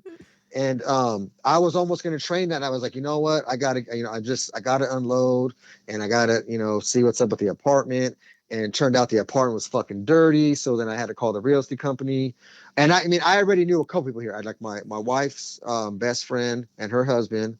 Like I know them. My Yeah. brother-in-law's over here, his wife and their kids. But like we're talking about like four adults. Four adults. And the one friend I made through the realty company, through the management company for the apartment. We're friends now. She was like one of my first friends here, like first friend, like Outside of who you knew. outside who I already knew, Yeah. right? So I stood, I had to clean the apartment. Stood the night at my wife's best friend and her husband's place. Came back, scrubbed it some more, and that was I got here on like was it a Friday? I don't remember the day I got here, but so I got here like a Wednesday, spent 3 days cleaning up and trying to set up my fucking apartment. Then I had to go to work that Monday, to meet my new boss, to meet everybody and figure out like, damn, here we are, like I'm fucking here.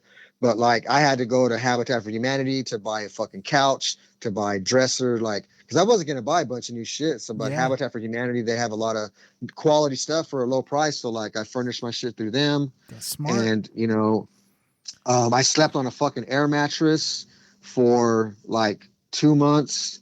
I had remember the movie Inside Out, like that came out a few years ago. Yeah, so that was my fucking covers, was Inside Out covers, my kids' old blankets that they didn't know how to use anymore. Sleeping on an air mattress that fucking would deflate.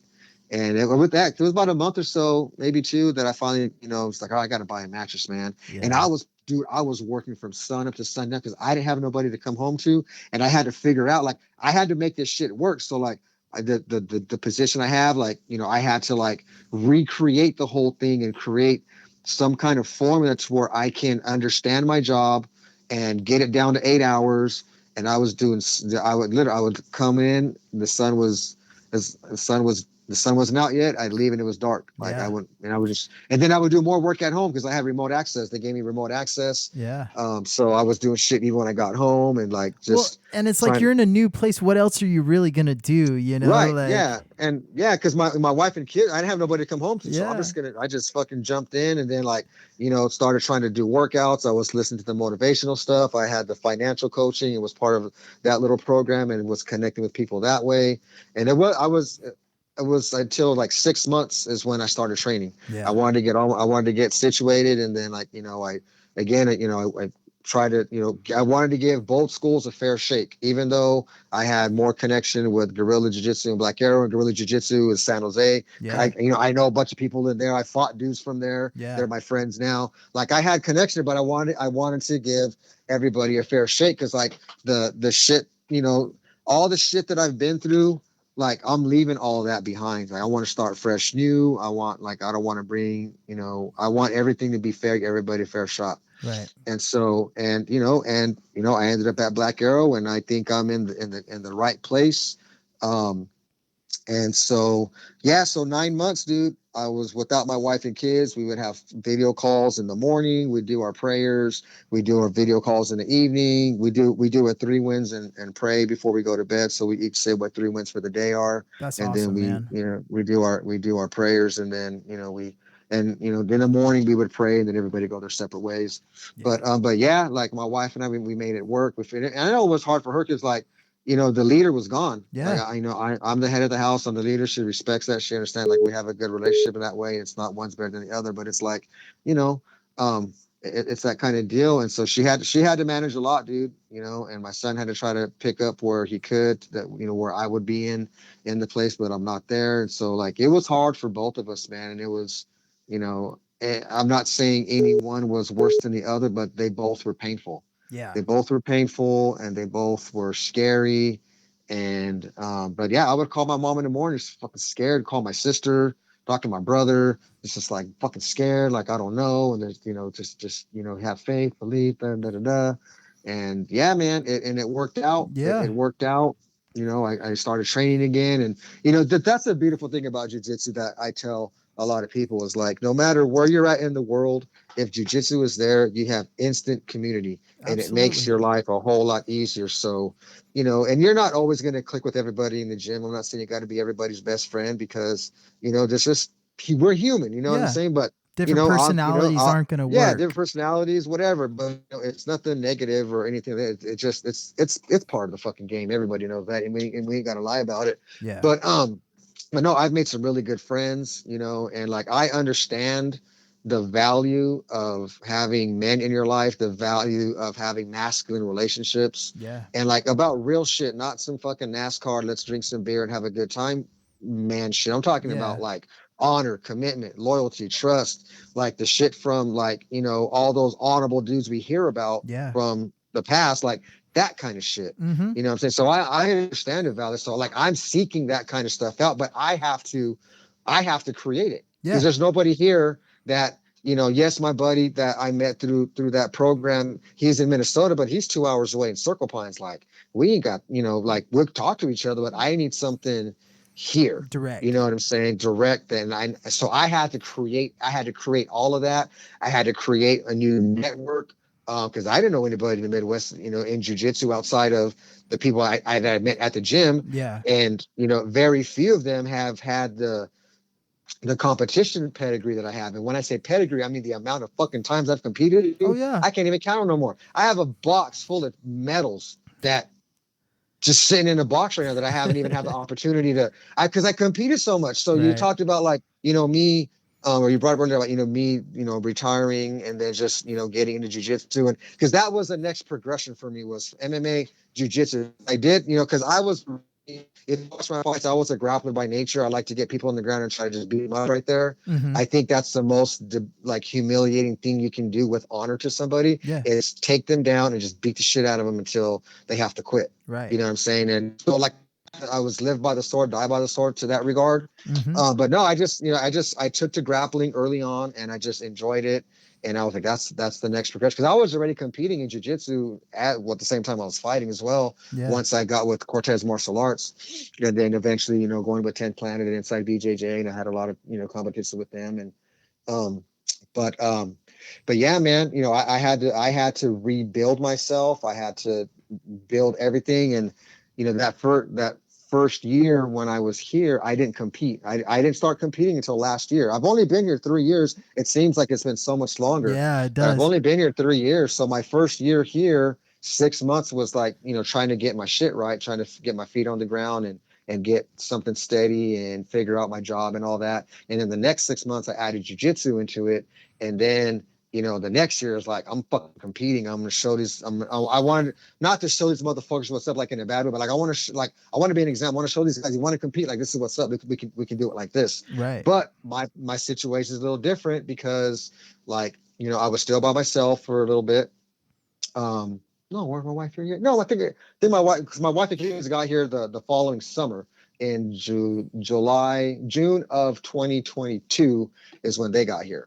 Okay. So I just wanted to backtrack a little bit. So I had an apartment, and I became really good friends with the owner of the apartment. She had the management company, taking care of the particulars, but she lived there. She was a really nice lady, dude. Like she actually remembers my wife from high school, but like we just got along really good. And she was a huge bless. She helped me out a lot. Yeah. You gotta have that, somebody like, if you get to a place and you're by yourself, and you got to have at least a glimmer of hope somewhere, and hey, there's good people out here that's willing to help and willing to be there. So like with that too, it's like you have to give off the good energy too. Like, cause so like, whatever energy I was giving off, like people wanted to help, and that's great. Like it's all a blessing, dude, that, she, took a liking to me and we became friends. And like, she kind of, gave me some hookups on some shit, gave me a bigger apartment because my wife and kids are coming. And we had all that kind of conversation. And I still talk to her now, like, hey, just thinking about you, just want to thank you. And I try to do that. I try to show my gratitude and appreciation to as many people as I can. Yeah. Because of how I have come to be here and what I have. So anyway, so like she hooked me up, gave me the bigger apartment. Everything just worked out, dude. You can't plan it. That's the way awesome. It worked out, I could not have planned. That's why I'm saying, like, God was just like, God's hand was there. Yeah. And so then my wife and kids got here. So that second year came for, then my wife got hired in North Dakota when they were driving. She didn't even have a job yet. She was driving up here. She got the phone call in North Dakota that she got the job. But hey, cool. All right. So she had a job. That's awesome. Yeah, dude, again, you can't plan it, right? Yeah. And so, so this, as far as the keeping on the jiu-jitsu train, there's so many different like parts of my life, like, that are kind of spread out in this whole journey of me moving here. Yeah. But so yeah, it's like I wanted to show them what's up about competing. And dude, I went to 7 states around Minnesota competing. Like, so my job is a blessing because I can take the time off. I understood my position enough that I know what kind of crap I'm going to have to go back to as far as like being backed up and being behind and whatever else. Like, I understood what it's going to look like. So I was prepared for that.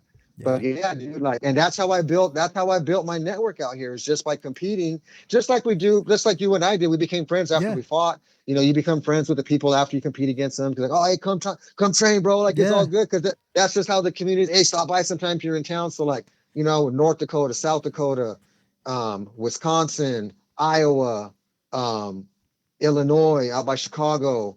I think it was even Nebraska or Arkansas. Like, dude, I went all over the place in the grappling industries and submission challenge.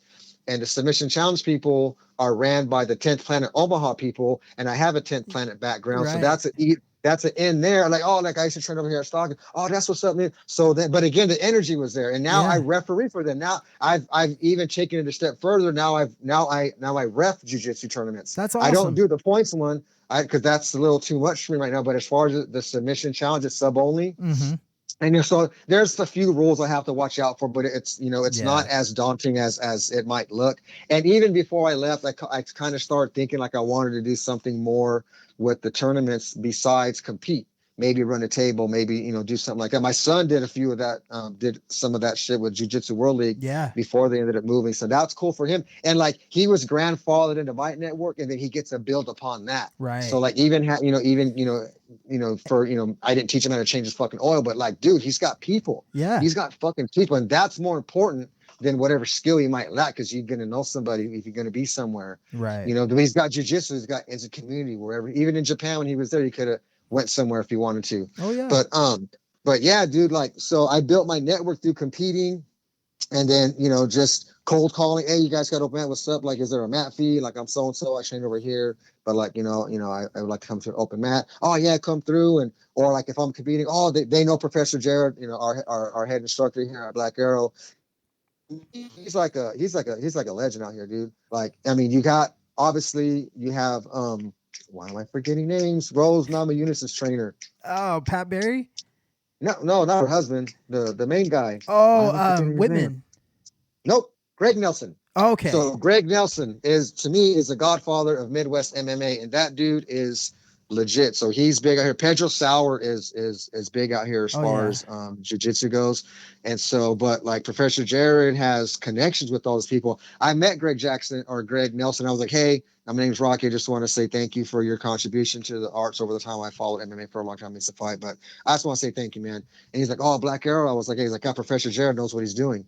And so to hear shit like that from somebody the caliber of that dude, Oh yeah. like, come on, dog. Like, I'm definitely in the right place. Yeah. And Professor Jared is like, he's super low key. Like, he's just like kind of chill and quiet. It's monster, a fucking monster, dude. I call him a waterfall because a waterfall looks elegant and beautiful until you get underneath it and fucking off. Dude, he's like a waterfall, dude. It's just like, oh my gosh, I've never felt anything like that. But super, like, intelligent with jiu-jitsu and what he's got going on. But Yeah. anyway, so like, I'm making all these connections and all these states that I go to. So now, I can go to North Dakota or South Dakota and go train somewhere. I can go somewhere in Chicago. I can go somewhere in Iowa. It's not, there's a couple places that are connected to our gym, but I got things outside of that Yeah. kind of shit that I had to build on my own. Right. And so now I go to open mats on Sundays every now a couple times a month. Well, not lately because I'm taking a break, but just call dude up, cold call. Hey, like, what's up? And like we click, like like we get along really well. And so like, and at this open mat is like there's probably like 50 to 60 people there, and like probably 8 different schools. Yeah. So That's you're getting awesome. everything. You're getting all this no gi stuff. You're getting all this gi stuff, different body types, different belt levels, Yeah. just everything. Do MMA fighters, like higher level jiu-jitsu competitors, and like, and I've gone up against some of the local names out here, dude, and like so to get their respect, like to get the respect of other black belts or higher ranking. Not that the lower ranks don't mean anything, but with the higher ranks, there's a certain level of respect that Mm-hmm. they have earned based on how far they are into jiu-jitsu. One of the guys was actually the commentator at the Fight to Win that I just did. That's I didn't awesome. realize that. Yeah, so like I've done a couple of that guy's classes, and we met through competition. You know what I'm saying? And so like I just met a lot of cool people out here, man. And I've built a good network, and like I'm not afraid to, like I said, closed mouths don't get fed. Like, hey, what's up? Is it cool to go train over there? Right. Oh no, all right, that's cool. Like, because everyone's gonna have their jam. No, some people might not want to like be open to having other schools come. Whatever, that's cool. I mean, I ain't politics shit. That's your jam. Whatever. I ain't hating. That's your jam. Cool. I'll find somebody else. It's all good. Yeah. But just talking to people. I'm here, man. So I got a kind of sense known in like an arrogant way, but like, hey man, what's up? How you doing? How what da, da, da, da. Like, let's train. Are we gonna go against? All right, cool, let's do this. Bam. But yeah, man, it's just it's a beautiful thing, man. Yeah. I every time I drive out to the cities in Minneapolis, St. Paul, I always take that time to be grateful and reflect on just what I have, what's available to me. And I knew that I was going to have to travel to do jiu-jitsu and to compete because again, we're in the middle of nowhere, honestly, Yeah. dude. Like we're California pretty is a much in the middle lot of nowhere. different, man. It's like, Oh, heck yeah. dude, you got jujitsu on every corner. You could find a tournament Mm-hmm. 20 to 30 minutes away any weekend you Yep. want. Yep. Where you go to these other states and like California is a big state as well. So like you'd think you drive several hours, to get out of the state, and it's like not as far as you think. Mm-mm. Not at So all, man. yeah, it's awesome hearing you put together your network, man, and you have a lot of love. Like a lot of people, at least in North Cal, I know, have love for you. They know you. I was talking to Javier Gomez a few weeks ago, and I was like, Roque Reyes. He's like, oh, I know Rocky. I was just talking to him not that long ago. So Yeah, so I met him through Dow because Dow was a wrestling guy. The Cortez family, their son and their daughter was into wrestling, and so Dow knew them. that's how he met Javier. Javier used to come at Sencal to do a stand up with us, and then we had met. We met up at a fight. We are both on the same card, our teams, and then Jason Cortez was like, "Hey, if you guys want to come out on Fridays, we do no gi." So then I was like, "Hey, cool, all right." So that's how I got my connection with Cortez martial arts, was through Dow and Javier. Then Javier eventually became, because he was one of the coaches there. He was one of my coaches. I cornered him for a few of his MMA fights that he had. He cornered a couple of mine jiu-jitsu tournaments. He was a corner. Yeah. As a matter of fact, I ran into him at Worlds, and it was cool. And so look at this shit, man. Like, okay, so here's, and I try to be humble, but I try to like also look at like what I've done in my life, and to people, Bellator, oh, you made it to Bellator. It was like, well, it wasn't all that, but yeah, I did make it there. But look, from where I started in MMA, I was able to end up fighting on a Bellator show. I'm actually wearing the shirt right now, ironically. That's tight. But yeah, I mean, I fought on Bellator. Yeah. Granted, I know the ins and outs of like how they stack their card, whatever. I still got to be there. Yeah. The experience. I still got to be there. I got this big ass banner on my pictures. It says Bellator MMA, Spike TV. Yeah. Like, I was able to go from how I started to something as big as Bellator. Yeah. I fought all at the local regional shows, the big ones. West Coast Fighting was one of the biggest ones. I did the Fight to Wins. I fucking did Worlds. Yeah. I did Worlds, and it's just, I was just kind of reflecting on that the other day. It's like, it's not a fucking bad journey, and I've seen people come and go. I've seen people come and have success. I've seen people drop off. Like, and I know a lot, like the Mason Fowler's, I met him at Isaac's gym when he was in Fresno, when he was just an amateur MMA fighter, and, watching him progress. And I guess I can see that dude, I can run and say, hey, what's up? What's up? Yeah. Where a lot of people out here, they're just a fan. They don't, like, I fucking know Mason. Like, he'll know me if he sees me, shit like that. And, so like, it's just been amazing, man. I'm really grateful and blessed to have cross paths with the people I have and where I'm at, even you, like watching you guys, do your podcast stuff, and then you got your own gym now. Yeah. You know what I'm saying? Like, that's cool as shit, man. Hell like, yeah. That's kind of like I think every jiu-jitsu guy's dream, like, to have their own gym. Yeah. But there's a lot that comes with it that they don't fucking realize. Oh, absolutely. Either. Absolutely. And I've seen behind the scenes stuff, because I was an assistant instructor at Cortez Martial Arts. So you got a lot of insight into seeing, how, not that it's just harder than it looks, Oh yeah. And people think you just throw mats down and throw up a sign and it's good, but it's like there's a lot of stuff that goes into it, man. And you got you don't get to train with your buddies. Yeah. Your buddies are still at the other school. Right. That you branched off from, because now you're on your own. They might come to you, but you have to create all new relationships. You got to build it. You got to cover the overhead. You got to fucking do all that stuff, man. So like, and then one day make a profit. Yeah, one day maybe, right? Because a lot of jiu-jitsu school owners, they still have a regular job, or they still got some other means of income, because it's not a money maker, man. It's a very niche. It's a very niche, and you have to have the quality, man. Yeah. Because we both know the mats don't lie. If you're jiu-jitsu shit, ain't nobody gonna want to fuck with you, man. And so you got to make sure your shit's on point. Make sure that you're living your life by a certain code and to a certain standard that is, that is representative of what you're trying to, your school or your rank or whatever. Yeah, man. So there's a lot to it, dude. And so, like, mad respect for you for doing that. You know what I'm saying? Because like, the day Pearson I fought, like, he wasn't going to own a jiu-jitsu school. I was a different kid back then, man. I was a party boy. Yeah. He was a fucking party boy. It's so funny. I look back and I'll see some old, the Facebook has memories that come up, and I'll look at stuff from around 2010 and 2011 that I was posting, and I'm like, who was that guy? Mm-hmm. I was, I was into the jiu-jitsu and into the MMA scene, but like not really, because I was injured. I had to have surgeries and stuff like that. So, I was having a good time, but man, I just don't even know that person looking back. And now I feel like, having a family and a kid and things like that, it really changes you and puts things in life into a perspective. For sure, man. And you let that stuff change you, and you just become a different person, like you said, and you become a man. Yeah, You know, very true. you go from a boy to a man, and letting yourself become a man, and not this tough guy man shit, like not these fucking gangsters out here, mama boys and shit, Yeah. or all these other fucking dudes trying to like beat their chest. Like, nah, man, it ain't even about that. Nah. It's about so much more. Yeah, changing people's lives, man, and Hmm. it's That's what you're sometimes. doing. Who would Yeah. have thought you would be changing people's lives? You know what I'm saying? Like, and I don't say that to be derogatory, but No.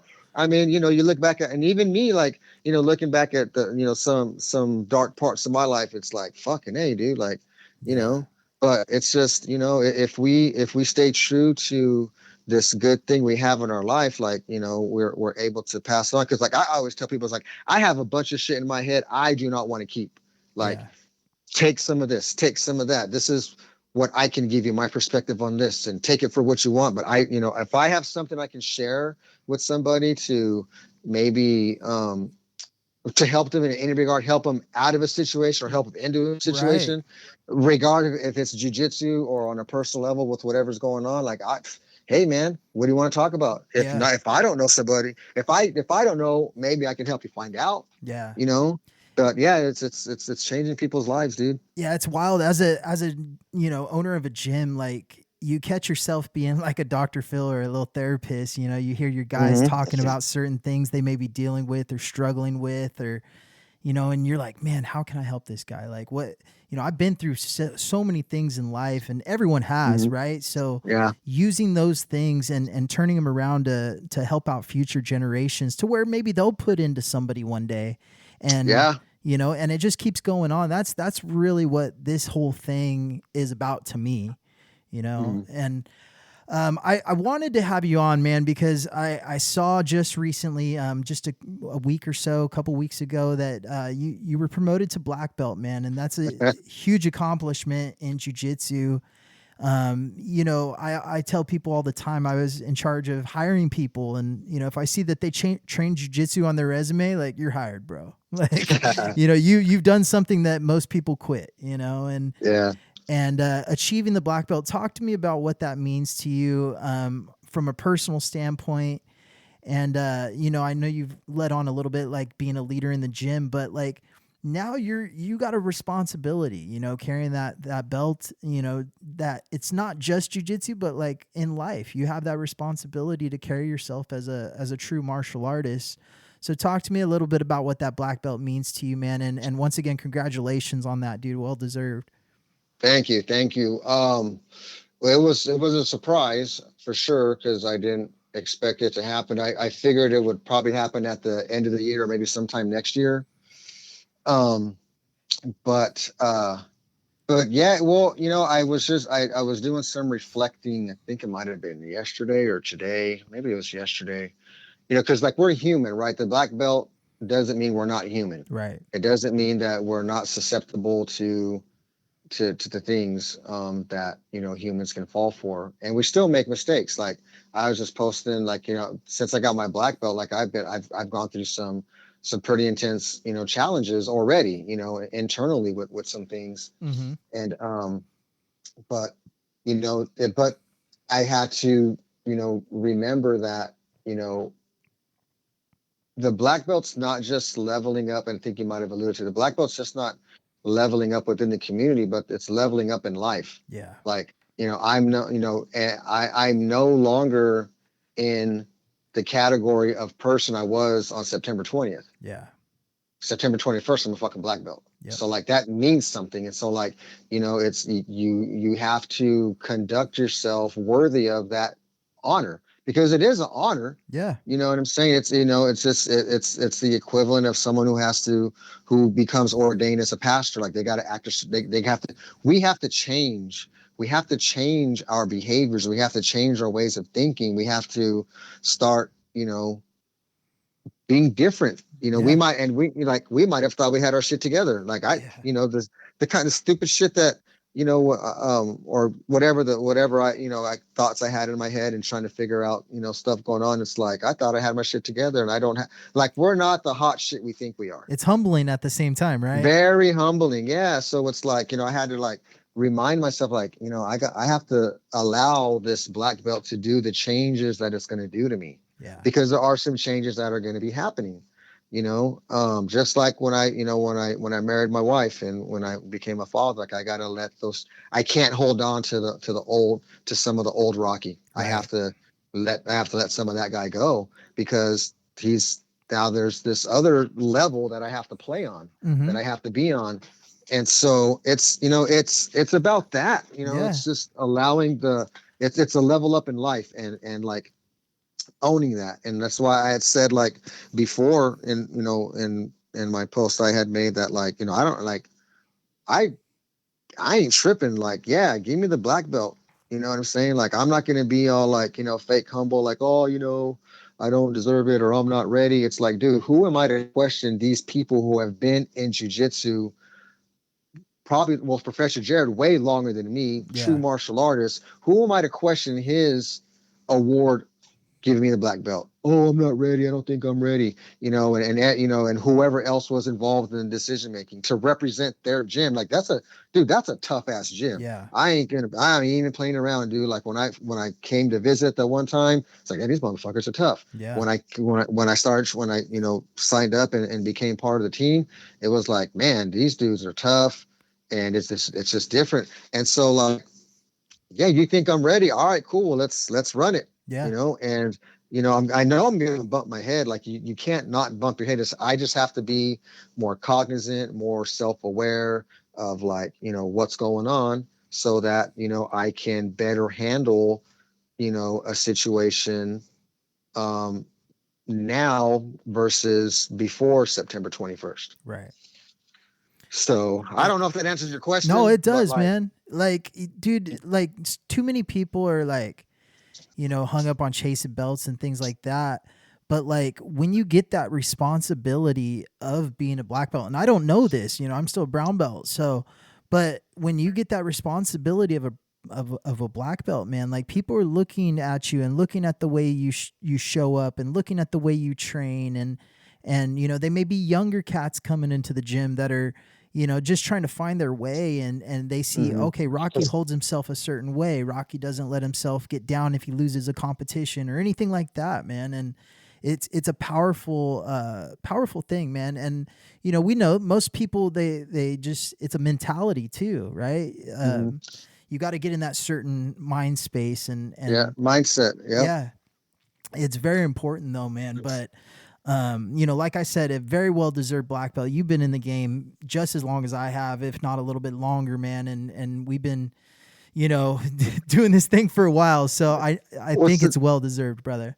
Thank you. Well, I've always been the older guy. Yeah. At that, because I'm in a young, we're still in a young man's sport, young man's art, whatever you want to call it, and win, lose or draw. Like, my favorite quote is, or saying whatever is, or speech, is the man in the arena, because everyone's going to talk. Everyone's going to say this or that, Right. Oh, he's this, he's that, she's this, she's that. But dude, you've never even fucking touch the mat in a competition. Yeah. Don't, like, you're beneath me, but you're not beneath me kind of way. You know what I'm saying? Like, who am I to go tell a major league baseball player that, his swing is shitty? Yeah. Like, I don't, you know what I'm saying? Like, you know what I mean? So, but like, yeah, dude, it's, I do have a responsibility, and like, I've thought about that, and like, whereas like maybe there might not be people that I would stay away from and not roll with just for whatever reason. It's like, okay, well, like, I got to be welcoming to everybody. Yeah. I got to get, I have to be welcoming to everybody. I got to, like, I can't, where I would maybe assert my aggression in a roll with somebody because they might have done something stupid. It's like, okay, I gotta, be a little more calm with my delivery, and maybe talk with them versus just crush their sternum with a neon belly. But at the same time, like, part of what made me who I am is my pressure, is my aggressiveness, is my toughness, is all that. Yeah. And like, I'm like Chuck Watt. I talk to Chuck Walker every now and then, shout out to Good Chuck guy, Walker, man. super OG. Yeah. Yeah. And like, and like he's old school jujitsu. And like, part of me is like, I still got to keep this old school because I'm kind of like, I vibe more with the old school stuff. And like, I'll invert and leg lock and whatever else. And, Yeah. I'm not a buggy choke guy. I just don't have the frame for it, but like that shit's cool. Like I respect it. Yeah. What I'm saying? But like but there's just some stuff that's just like a little too fluff for me. Yeah. But not hating on it, it's just not my style. My style is more of an old school style, pressure, make it gritty, make it grimy.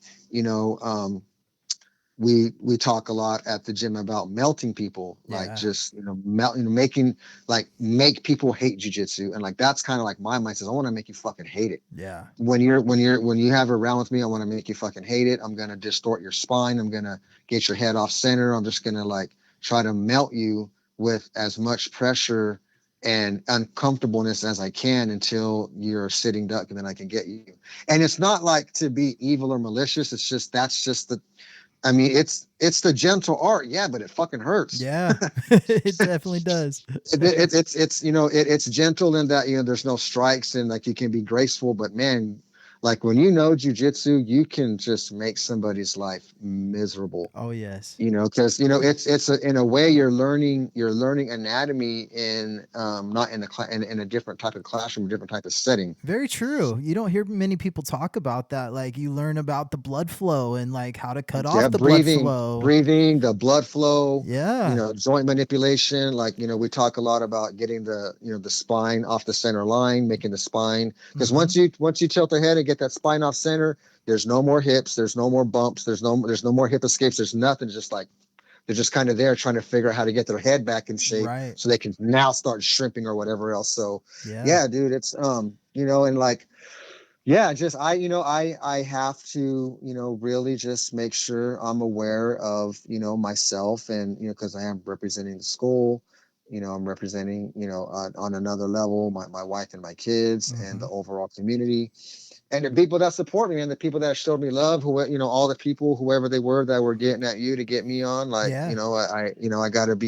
I have to be the example. And I've said it time and time again, I'd rather be a good example than a bad example. I'm never going to be perfect. I'm still going to like fuck up, but I'm just trying to keep those fuck ups at a lot minimum. more at extra minimum, like lowercase minimum, no Yes, more all sir. caps. Yeah. But yeah, man, it's, I trust them to give it to me. I'm going to own it. I'm not going to be bashful. I'm not going to be like all like, hey, I'm a black belt, blah, blah, blah, blah, blah. But like, I'm still just every promotion I got, I get a bunch of that color. So I got my black fanny pack. I got my fucking, I got a new black backpack. I got black keychains coming. I got black this, black that. Yeah. Because like, it's something to be proud of. Like, I used to think that being humble was like, not like, not talking about it, not owning it. But it's like, nah, dude, like there's a way to own it without being arrogant. You know what I'm saying? And that's, there's a way to own it and still be humble. There's a way to be confident in yourself and not be cocky. Yeah. So it's like, taking all that, and it's like, yeah, I'm a fucking black belt. It's crazy as fuck. Don't get me wrong. And it's surreal, right? I mean, surreal, it's intimidating, but it allows me to be courageous in a different way, because I can be courageous all day in a physical confrontation and an MMA fight and in a jiu-jitsu match. Like, I'll thrive. Let's be fucking physical. Let's thrash each other's fucking heads and we'll be cool. Like, I can do that very easily. It's very easy for me to be courageous in that aspect, but being courageous, like, in the other aspects with my discipline and with, how I talk to my wife, how I'm a father to my daughter, how I interact with other people, and, how I interact in a social environment when there's alcohol involved and, this and that. It's like, I have to be aware, because like this is never going to leave me. Yeah. Because, I can like walk away from it, but like, then I'd be the black belt that's a piece of shit. Yeah. You know what I'm saying? Like, because the black belt's never going to leave me. As far as I can throw this thing in the fucking trash, dude, and it's never going to leave me. I'm it's always going to be a black belt. It's a lifetime journey. Yeah, it's a lifetime membership. Yeah. And like, we're talking about corny sayings and shit earlier. With great power comes great responsibility. There's a lot of great. It's great power that comes with being a black belt, and you have to be responsible with it, because it's not power in that a physical assertion over somebody. It's power in that what it's taken to get there, and the Yes. esteem that is given to you, and the way that you're looked up to. That's powerful. Being a role model to somebody, being somebody that someone else looks up to, who wants to maybe be like you when they grow up. That's a lot of fucking power. That is a Absolutely. lot of power, and you have to be. And there's the responsibility, the choices, the decisions, how I live my life, what I do, you know. Yeah. Um, and then there's like, okay, there's what, and the analogy is the social media lately, or for the past however many years it's been a thing, but like what people put on social media versus how they really are. Yeah. So like, I have to like make sure that how I live, when nobody's watching, is still the same way I live when I'm out where people can see me. Yeah. And I think that's, maybe that's what it is about being a black belt, is like, being who you are, no matter where you're at, no matter who's around. Right. Holding And yourself to that standard of a yes, black belt, yeah, no matter where you're yeah, at, even if you're not in the gym, man, like you're a hmm, black belt in life. So, yeah, and it's a yeah, constant journey in life too. We don't yep, have it all yep. figured out, We but don't, because we have to change all these things about us. And like, this conversation is more reflection, and yeah. kind of me thinking about things, and like, okay, well, yeah, so maybe I got to do something different here, do something different there. And it's just because it's real easy to get stuck in a rut. It's Yeah. real easy to it's even and like I said, we think we have our stuff together, we regress, we don't even realize, and all of a sudden we get smacked like, oh shit. Yeah. Okay, so, but yeah, black belt's not perfection. It's not perfection. I think it's a form of excellence, but there's a lot of responsibility that comes with it, because of what it means to the art. That's a great perspective. I love hearing that, man. And like just this conversation in general has been, therapeutic for me. Like like I said, I've seen you around for a very long time, and just catching up with you and hearing your perspective on everything. And dude, like I didn't know everything you've been through in life, and you're definitely an overcomer and a fighter at heart, and it shows throughout your journey. It shows throughout your life.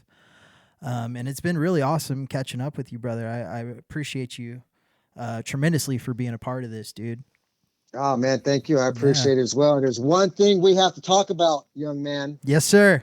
You said some shit about, oh, maybe we can do a jiu-jitsu match, blah blah blah blah blah blah blah. Let's Well, do look, it. man, I'll be your huckleberry, because one of my goals for 2025 is to do a show in Stockton. Let's do it. And so I ran into but yeah, jiu-jitsu poppy guy. I ran into him at Worlds. I was actually pretty cool. So I ran into a Alfredo. lot of Alfredo. Alfredo, yeah, Mascaro, or something. Alfredo M.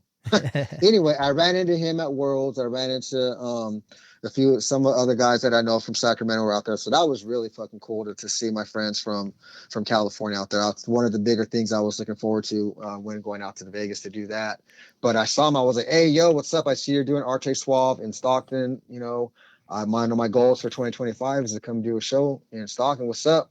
And so, like, he was with it. So maybe that's an avenue we can Yeah. go down, and we can have our match. It'll be a no-gi match. Yeah. Let's do it. um, and what I would like to do is like have a no-gi match and a gi match with two different people on the same night. Cause like I'm only going to be like in town for like, a few days. Get the And well, most of it. obviously it's going to be, yeah, and hopefully, there's somebody out there that would be willing to do that. Cause I mean, I'm still a tournament guy. I still compete, and I just did Fight to Win not too long. Shortly after I did Worlds, I competed a total, I think, 7 times or 5 times this year. Last year was 11.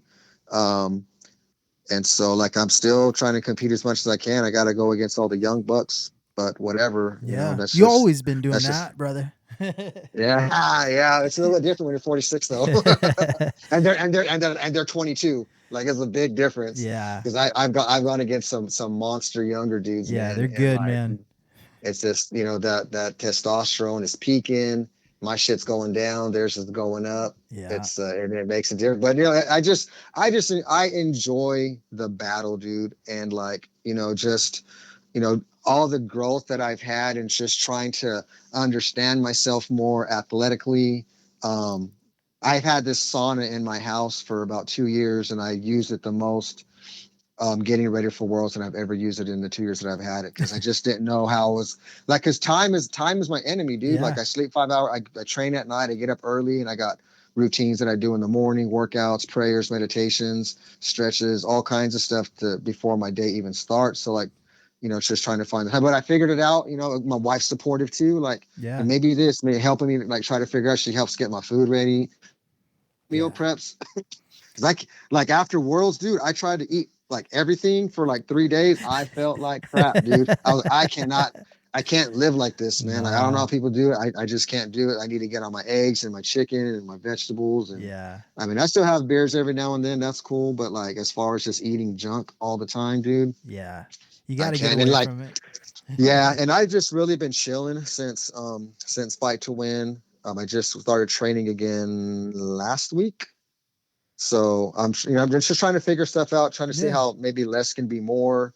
Um, but I'm kind of, I guess, on an off season. So because I got to balance stuff, like it's still a balance. I got to make sure, and our dynamics are different here than they ever have been. My wife is a substitute teacher this year, and she's working part time at a department store, and she's kind of got this little hustle going on with working a couple different things. Yeah. So her credential can get situated, because California, You got to Minnesota, switch it kind of. over. Yeah. Yeah, so it's a little different. It doesn't transfer over. So, we're still setting our foundation. We're still learning and growing as a couple. She's learning and growing, in herself. My daughter is 17. She's, going to be 18 pretty soon. My son, like I said, he's in the Air Force, just got, back from Okinawa. And like, so our life is still in flux more than it ever has been before, because like just all this new stuff is still Yeah. happening, and we're just trying to figure it out. And like, then like now I got a black belt. Fuck, great. And now I got to throw that in there somewhere, try to make that work. Oh, But yeah, so no, and I got a strong team, some close friends. We're doing goal setting, and my neck's been kind of jacked up, so working through that. And it's cool, dude. We got like a physical therapist kind of doctor dude that trains with us. We got lawyers, we got police officers, we got chiropractors, um, we got business owners. So yeah. like, Every for avenue. yeah, and and Brainerd's small. Brainerd and Baxter are small. They're small in comparison, population wise to Stockton. Yeah. That landmass might be bigger, but as far as population goes, we got teachers. Yeah. We got Just shows you jiu-jitsu is for almost anybody out there. It doesn't matter what you do in life. Like yeah. it's good for everybody. All you gotta do is have the money, because it costs money. You Yes, want you want to sir. play, you gotta pay, man. And like people like you can't be giving out freebies too much, man, because you gotta Yeah. pay the bills. So everybody out there trying to find a free ride, man, check yourself before you wreck yourself, man, Yes, because sir. you're respecting the owner of the school, who's got a life that he's got to live, in order to try to put in a place for you to get better at your life. So, Right. I mean, willing and dealing is cool, but like, don't pay the fucking man his money, pay the Yeah. people what they're worth, pay the price, Right. because if it was you want to be paid the right price too. So Yeah. stop out there trying to be a cheapskate, but go train, because there's gonna be one of the best things you can do for your life. It's an investment, dude. It's an It investment in is. yourself, because how much do people invest in getting Starbucks and getting McDonald's and getting the fucking cool Jordans and getting all the Or cool hats? or Like, gym dude, memberships they never show up to. it used to bug me, man, because like when I was fighting, I'm trying to generate, get my, people that I'm cool with, that I went to school with. Hey, what's up? $50. And you get a shirt. Oh man, hook me up, all $50. I'm like, bro, you're going to the Niner game spending like 100 something bucks on tickets, and then you're tailgating, so you're buying a bunch of food, you're buying a bunch of beer. You think those fucking guys give a fuck about you? You think No. they know you? You think you're gonna have an impact on them? You guys are gonna have so much of an impact on me by coming to watch me support like that, because that's love, dude. Like that's cool shit. So yeah, it used to bug the hell. Yeah. I mean, I ain't like, oh fuck you guys, but it did bug me, dude, because it's like, Yeah. you want like, I ain't worth $50, dude. I Really? remember Come on, Chad man. doing those hooked on endorphins fights, and everyone used to always be like, "Come on, Chad, hook it up, some tickets." He's like, "Dude, I'm trying to make a thing here. If I Right. gave away all Yeah. the tickets to everybody I knew, I'd go bankrupt." Yeah. You wouldn't even have the overhead Yeah. to cover anything. Yeah. And people are weird like that. And that's what over my course of time thus far in life, jujitsu and my spirituality being very key, and being intentional in personal development. Like, everything that I've been through, like it gives me, I understand human behavior a lot more.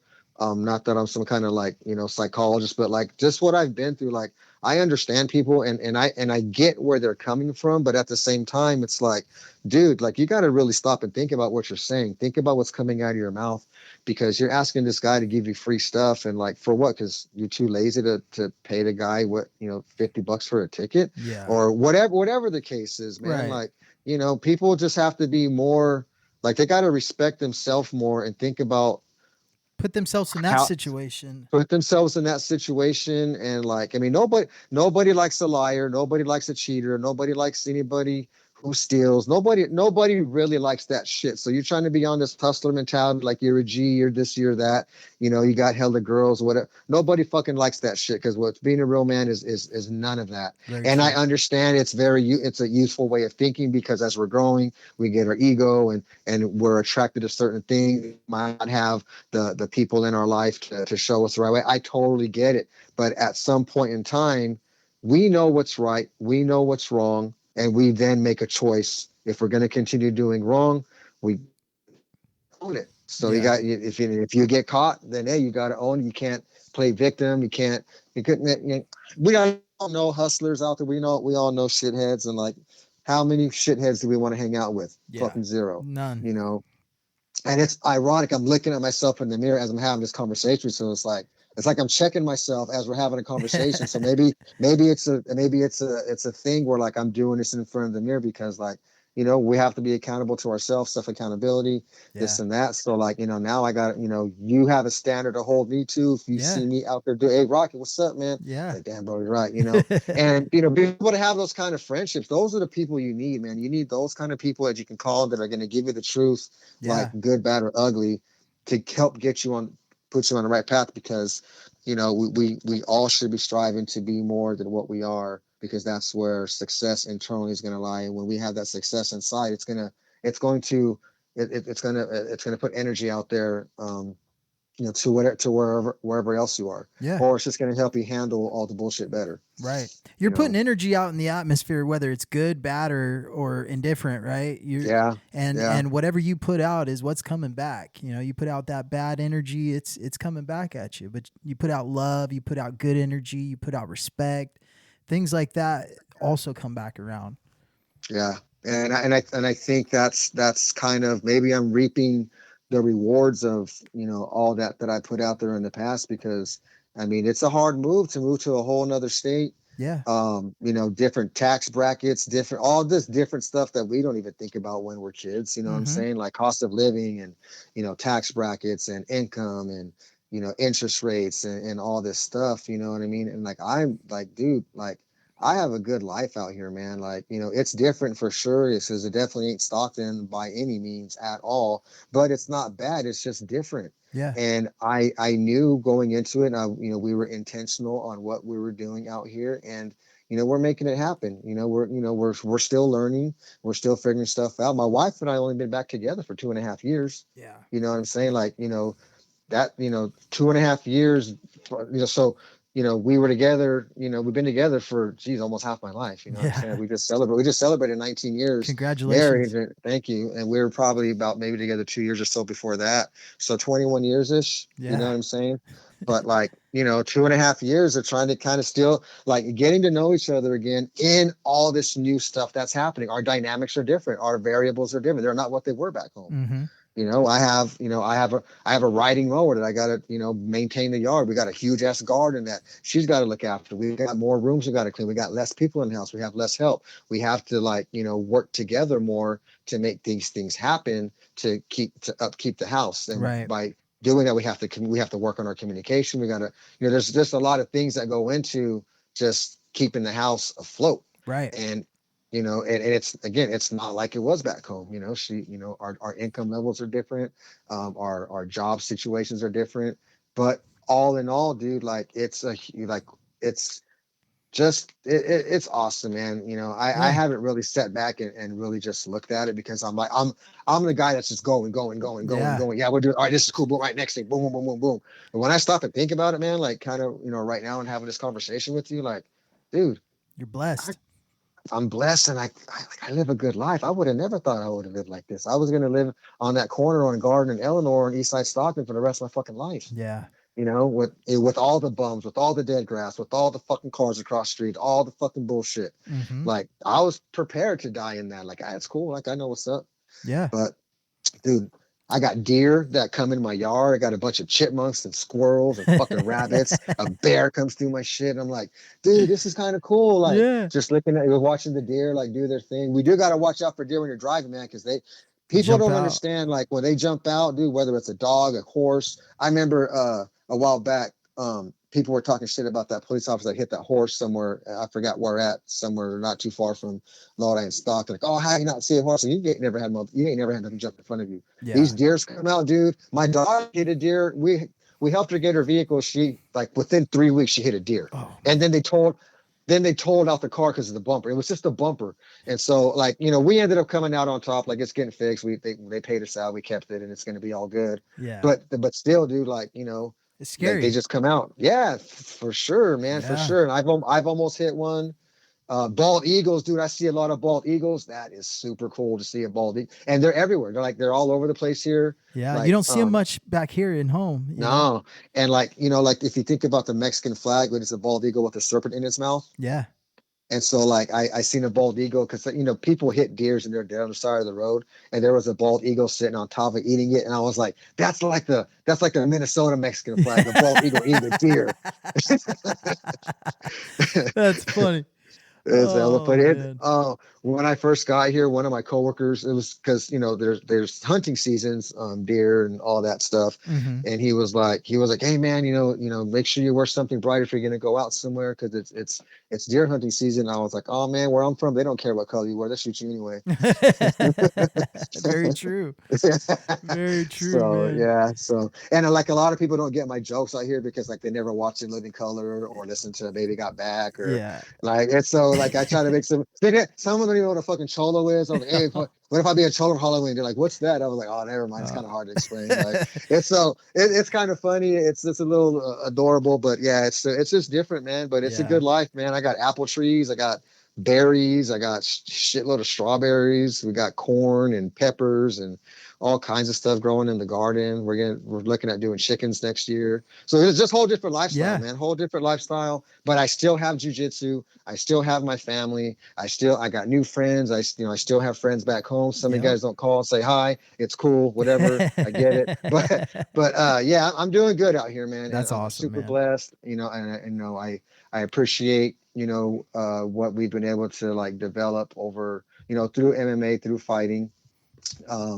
And just seeing your growth and what you got going on, man. And you're on the cusp, man. You're on your way to your black belt. It's inevitable. Yeah. It does, belts, I was never chasing the belt, and I don't think you're the kind that's chasing the belt.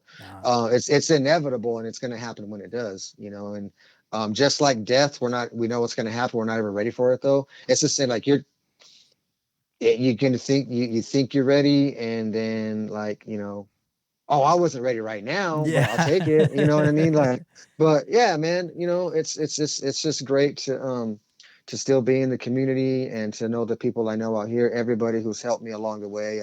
I'm really blessed and appreciative and grateful for everybody and for everything, man. Everybody that I've stepped on the mats with, or open mats or sparring, and everybody out there in Stockton, Lodi 209 area, man.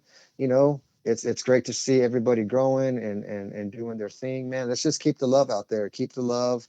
Don't alienate yourself from anybody. Like, it's just jiu-jitsu, man. Yeah. It's not a fucking gang. It is not a gang.